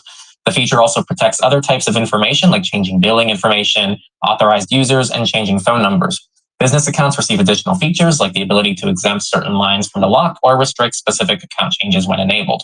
Yeah, and then here's the direct quote from the author. While it is good to see that AT&T has finally released this feature, it comes late as other carriers like Verizon have had it for almost 5 years. All right, and our last company story probably doesn't apply to most of us, but it's still pretty interesting and I guess worth knowing. Let's Encrypt is rolling out free security certificates for IP addresses. The article says they are not the first CA or certificate authority to do so. Positive SSL, Sectigo, and GeoTrust all offer TLS certificates for use with IP addresses at prices ranging from $40 to $90 or so annually. But Let's Encrypt does so at no cost. For those with a static IP address who want to host a website, an IP address certificate provides a way to offer visitors a secure connection with that numeric identifier while avoiding the nominal expense of a domain name. So if you're like me, my first question was, why? And the article kind of points out, like, for most people, this doesn't really make sense for a lot of reasons. Like, IP addresses can change. If you use an actual domain name, then you can move stuff around and users don't have to learn a new web address. They do kind of make that argument, but they do go on to say that, you know, if you still insist for whatever reason, they say there are actually a few reasons where it makes sense. IP certificates have been a requested feature since at least 2017, and Aaron Gable, who is the principal engineer at Let's Encrypt, sees several potential scenarios where an IP address certificate might be warranted. First, a hosting provider might want one to provide a default landing page in case someone types the company's IP into a browser, as Cloudflare has done with 1.1.1.1, which I mentioned earlier, and Google has 8888. Or a web publisher might want to provide a way to connect securely to a website without paying for a domain name. So if it's something internal, maybe like a home NAS or something that you're putting on the web for whatever reason, this could be a way to keep costs down. Gable also suggests that servers supporting the hypersecure DNS over HTTPS protocol might benefit from an IP address certificate, and other potential uses, which they do know is already doable with things like WireGuard or Tailscale, and securing short-lived connections for server administration or interconnection, which, on that note, Let's Encrypt limits the lifespan of its IP address certificates to 6 days, a period it adopted for other short-lived certificates earlier this year as a security measure. So, of course, Encrypt's staging environment and will become generally available later this year. And now we're going to dive into research. So there's a Bluetooth flaw that lets hackers spy through your microphone. So researchers confirmed that 29 devices from Biodynamic, Bose, Sony, Marshall, Jabra, JBL, JLab, Iris Max, Mower Labs, Hufil are affected. The list of impacted products includes speakers, earbuds, headphones, and wireless mics. The security problem could be leveraged to take over one of these vulnerable products, and on some phones, an attacker within connection range may be able to extract call history and contacts. Now, the issues are not critical, and besides close physical proximity, their exploitation also requires a high technical skill set. While such an attack may not present a great risk, other scenarios leveraging the 3 bugs could let a threat actor hijack the connection between the mobile phone and an audio Bluetooth device and use the Bluetooth hands-free profile, HFP, to issue commands to the phone. The researchers were able to trigger a call to an arbitrary number by extracting the Bluetooth link key from a vulnerable device's memory. They were also able to initiate a call and successfully eavesdrop on conversations or sounds within earshot of the phone. The necessity of both technical sophistication and physical proximity confines these attacks to really high-value targets like those diplomacy, journalism, activism, or sensitive industries. Now, the chip maker, Arrowhead, has released an updated SDK incorporating necessary mitigations, and device manufacturers have started patch development and distribution. Nevertheless, German publication ICE says that the most recent firmware updates for more than half of the affected devices are from May 27th or earlier, which is before Aroha delivered the updated SDK to its customers. That was our only research story, so we're going to go ahead and hop into politics. Google was hit with a $314 million U.S. verdict in a cellular data class action. So the plaintiffs filed the class action in state court in 2019 on behalf of an estimated 14 million Californians. They argued that Google collected information from idle phones running its Android operating system for company uses like targeted advertising, consuming Android users' cell data at their expense. Google told the court that no Android users were harmed by the data transfers and that users consented to them in the company's terms of service and privacy policies. Google spokesperson Jose Castaneda said in a statement that the company would appeal and that the verdict, quote, misunderstands services that are critical to the security, performance, and reliability of Android devices, unquote. Another group filed a separate lawsuit in federal court in San Jose, bringing the same claims against Google on behalf of Android users in the other 49 states. That case is scheduled for trial in April of 2026. This next story is titled China's Giant New Gamble with Digital IDs. So they are going to launch digital IDs for internet use on July 15th, transferring online verification from private companies to government control. Users obtain digital IDs by submitting personal information, including facial scans, to police via an app. A pilot program launched a year ago, and it enrolled 6 million people. The system currently remains voluntary, though officials and state media are pushing citizens to register for, quote, information security. Companies will see only anonymized character strings when users log in, while police retain exclusive access to personal details. The program replaces China's existing system requiring citizens to register with companies using real names before posting comments, gaming, or making purchases. Police say they punished 47,000 people last year for spreading rumors online, and the digital ID serves a broader government strategy to centralize data control. State planners classified data as a production factor alongside labor and capital, aiming to extract information from private companies for trading through government-operated data exchanges. That'll take us into the free and open source software section. And this first one is just a quick shout out from Tuda. On July 9th through 15th, they are going to be launching 50% off. If you're a Tuda user or you're thinking about it or you're thinking about upgrading your plan or whatever, this applies to you too. As far as I know, go ahead and score yourself a sweet discount. I will also be posting about that on the New Oils newsfeed in case you're worried you may forget. The link, I'll put it in the show notes, but it's tuda.com/go European. Next one is from Tuda's competitor, Proton, who has joined a suit against Apple for predatory practices that harm developers and consumers. This has been going on for quite a while. The privacy-specific part is Apple's App Store policies disproportionately favor the surveillance capitalism business model employed by companies like Meta and Google, and therefore entrench an online business model that routinely violates consumers' personal privacy. All developers are required to pay Apple an annual fee of $99 to be in the App Store, but Apple also takes a 30% cut for payments made through iOS apps, which are forced to use Apple's payment system. Companies that monetize user data in exchange for free services that abuse your privacy aren't affected by this, as they don't process payments through the App Store. However, privacy-first companies that monetize through subscriptions are disproportionately hit by this fee, putting a major barrier towards the adoption of privacy-first business models. Naturally, these are also the very companies Apple is directly competing with through its disingenuous privacy marketing campaigns. This is a significant driver behind the internet's descent into widespread surveillance capitalism. This next story, we're going to keep it pretty brief. It's just one of those stories that's been making the rounds. The headline says, new VPN service can't log users by design. So this is a VPN service called VPN.net. And basically, they leverage the Intel Software Guard Extension, or SGX, which is private areas of memory that essentially act as a secure black box, and not even the operators of the service can see what's happening inside. The system within the SGX enclave is reportedly built to map user identities to temporary anonymous tokens. This means the part of the system that knows that user X is connected is structurally walled off from the part that knows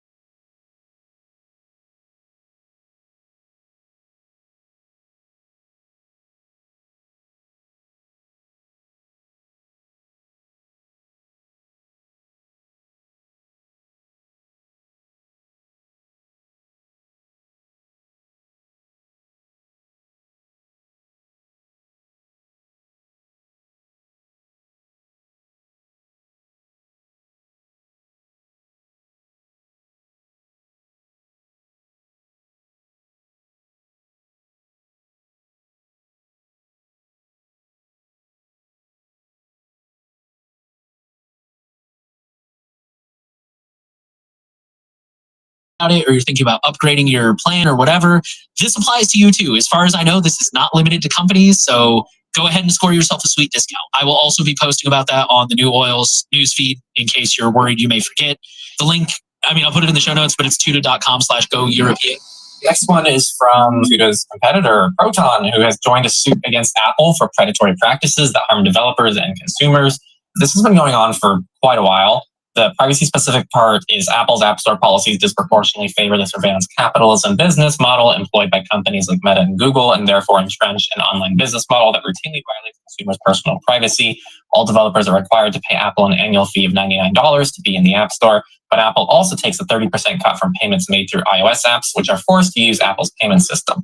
Companies that monetize user data in exchange for free services that abuse your privacy aren't affected by this, as they don't process payments through the App Store. However, privacy-first companies that monetize through subscriptions are disproportionately hit by this fee, putting a major barrier towards the adoption of privacy-first business models. Naturally, these are also the very companies Apple is directly competing with through its disingenuous privacy marketing campaigns. This is a significant driver behind the internet's descent into widespread surveillance capitalism.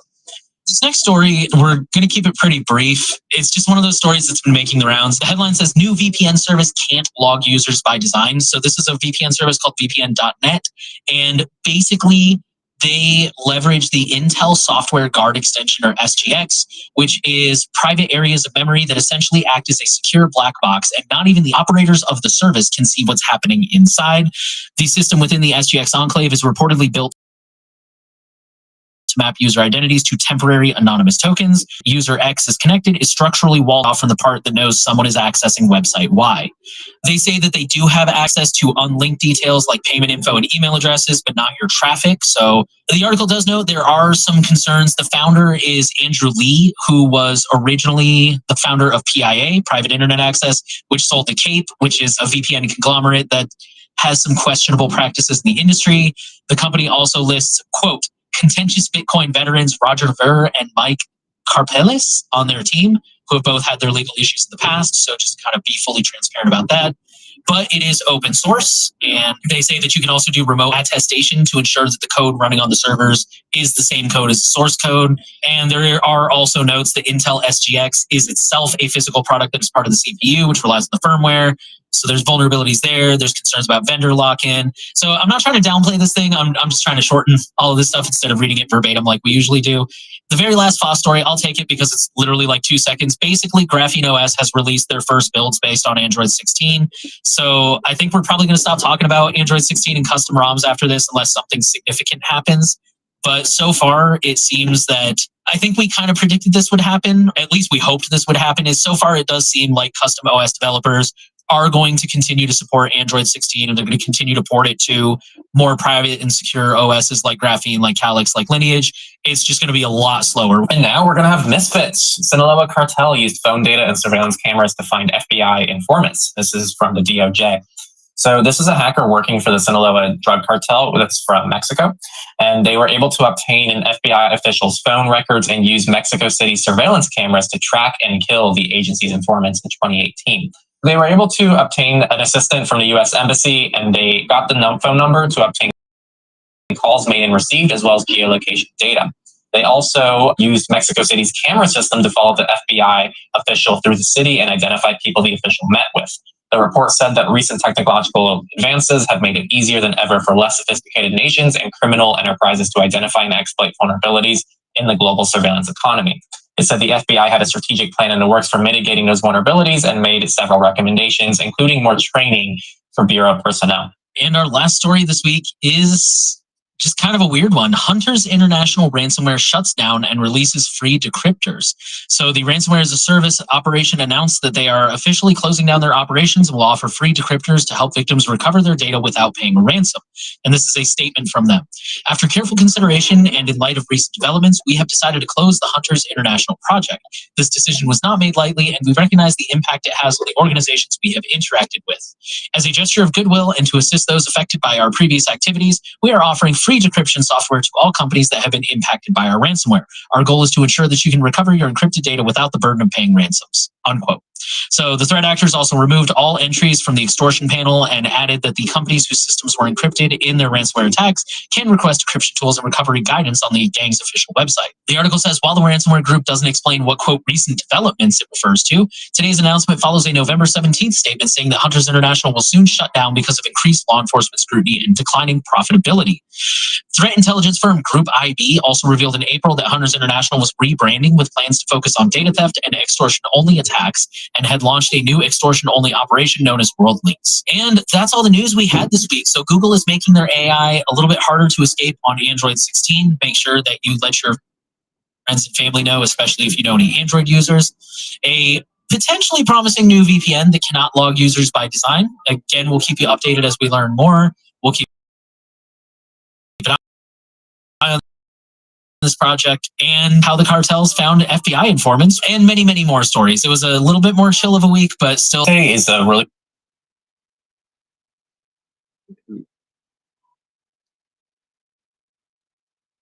It makes sense.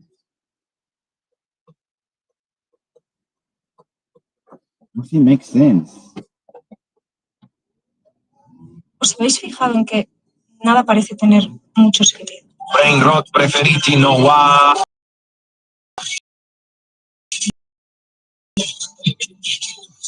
¿No os sentís un poco aturdidos, sometidos a un bombardeo, una cascada de mensajes fragmentados uno detrás de otro, que no se presentan en orden cronológico ni guardan ninguna relación causal entre sí?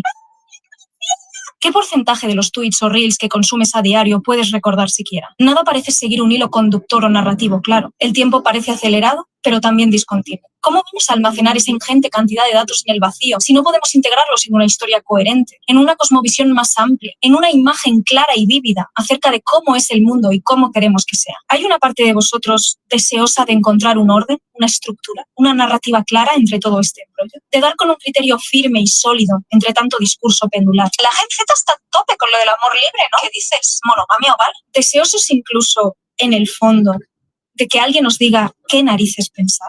La experiencia esquizofrénica del capitalismo tardío es una experiencia de significantes materiales aislados, desconectados y discontinuos, que no logran conectarse en una secuencia coherente. Nuestro sentido de la identidad depende de nuestro sentido de la persistencia del yo y el mí a lo largo del tiempo. Frederick Jameson. Posmodernismo o la lógica cultural del capitalismo tardío. Todo gira, pero nada avanza. Todo es rápido, precario, desechable. Se supone que estamos más informados y somos más libres, pero lo que sentimos es agotamiento. Un agotamiento que nos lleva incluso a desear subyugarnos, a desear que alguien nos indique el camino y nos ordene lo que tenemos que hacer con tal de no seguir pensando. Donde solía caber un futuro, ahora solo hay presente continuo. 2020 fue hace 5 meses. Los dioses han muerto, los relatos se han disuelto y lo único que queda en pie es la rueda del hámster, una tecnología que ha invertido la relación entre medios y fines, convirtiéndonos en el medio y pasando de ser una herramienta a ser el fin en sí mismo.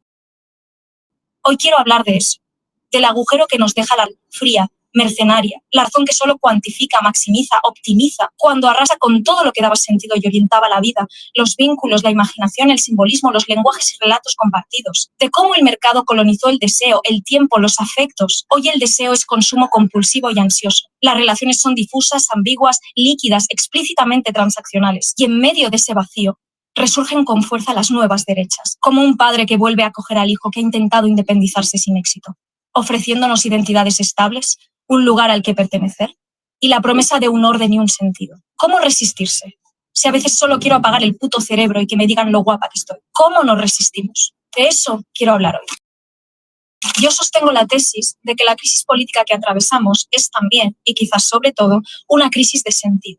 Y es que en un contexto donde todo parece relativo, inestable, móvil, cada vez más jóvenes, principalmente hombres, pero también muchas mujeres de formas más sutiles, parecen estar encontrando un refugio en los viejos valores, arquetipos y jerarquías, en los modelos tradicionales de familia y de género, en los relatos nacionalistas y excluyentes. Esta pulsión regresiva no puede entenderse en el vacío, como un mal que procede exclusivamente del algoritmo, en vez de ser este su vehículo predilecto, sino que es una reacción y un diálogo con los problemas de nuestro tiempo, la desorientación, la precariedad, las expectativas truncadas, la ausencia de modelos o referentes trascendentes. antes, las relaciones líquidas, la uberización del trabajo, donde perdemos el contacto con el resto de trabajadores, rompiéndose los lazos de solidaridad, la tinderización de la sexualidad y de los afectos, donde aplicamos a nuestras relaciones personales lógicas explícitamente extractivistas e instrumentales. Esta persona me sirve para esto, esta me aporta esto otro, la comparo con la de al lado, como quien va al supermercado. Tanto las comunidades como las grandes narrativas que nos ofrecían un marco común para interpretar el mundo se han ido desintegrando.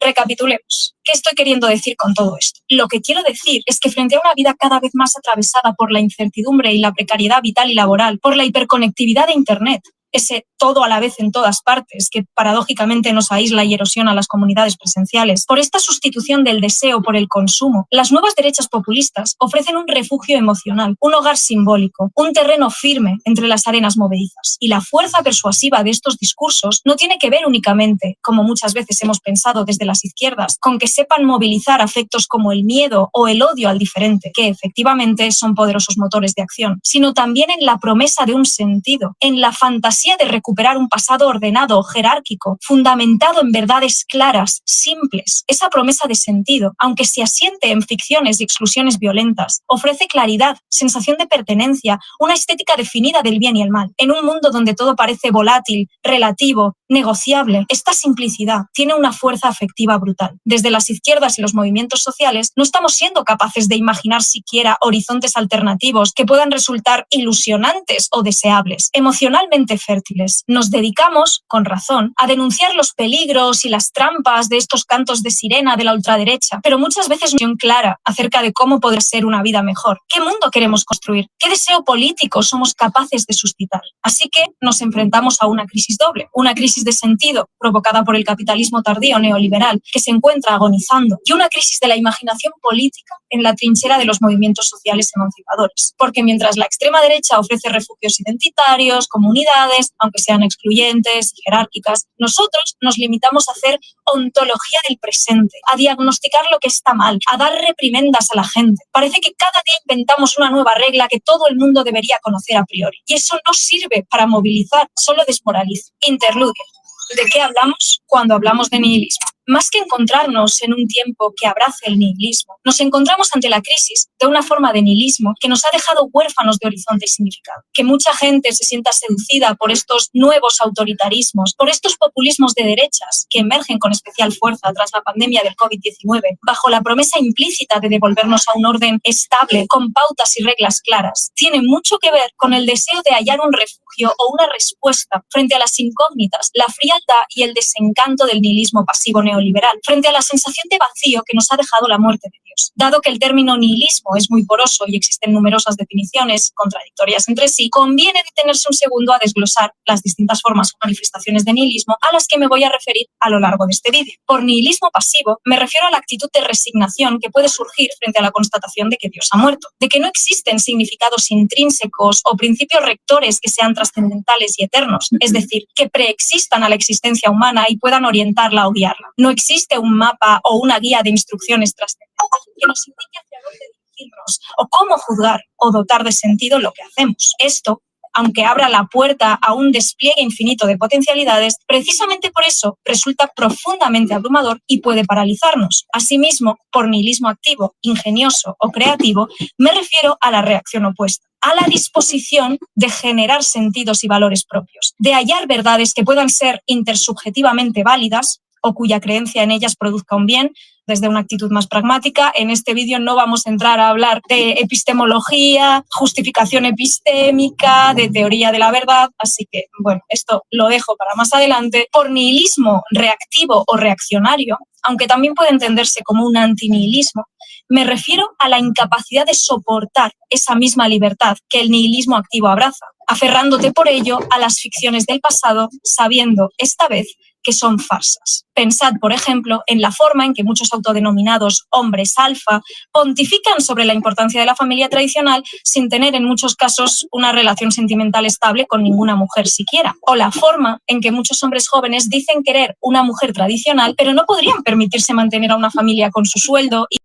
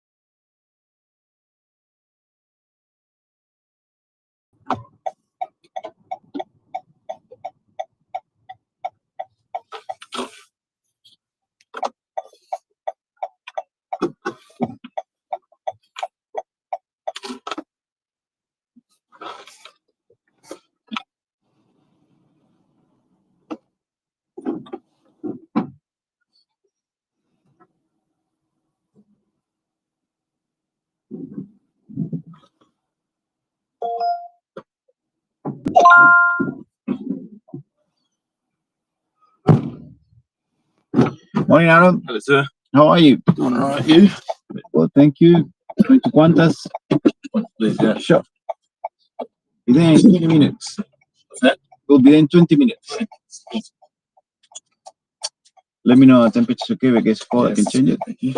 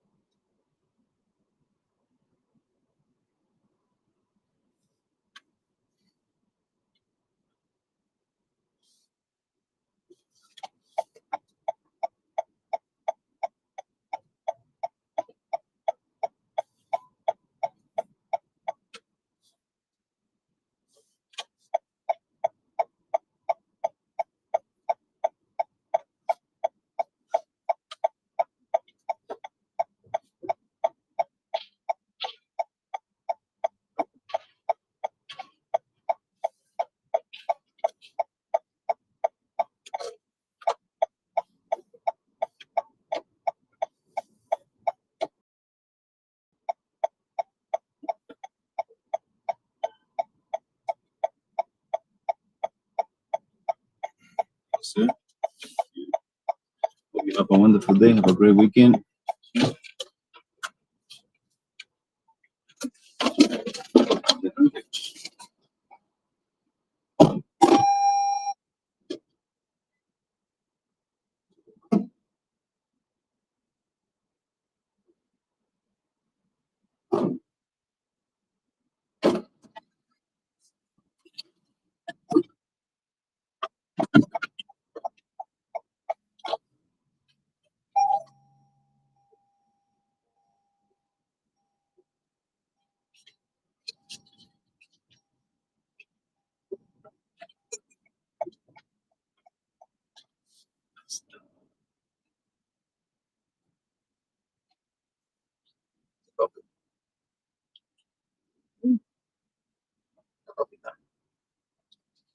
Coffee time. Thank you.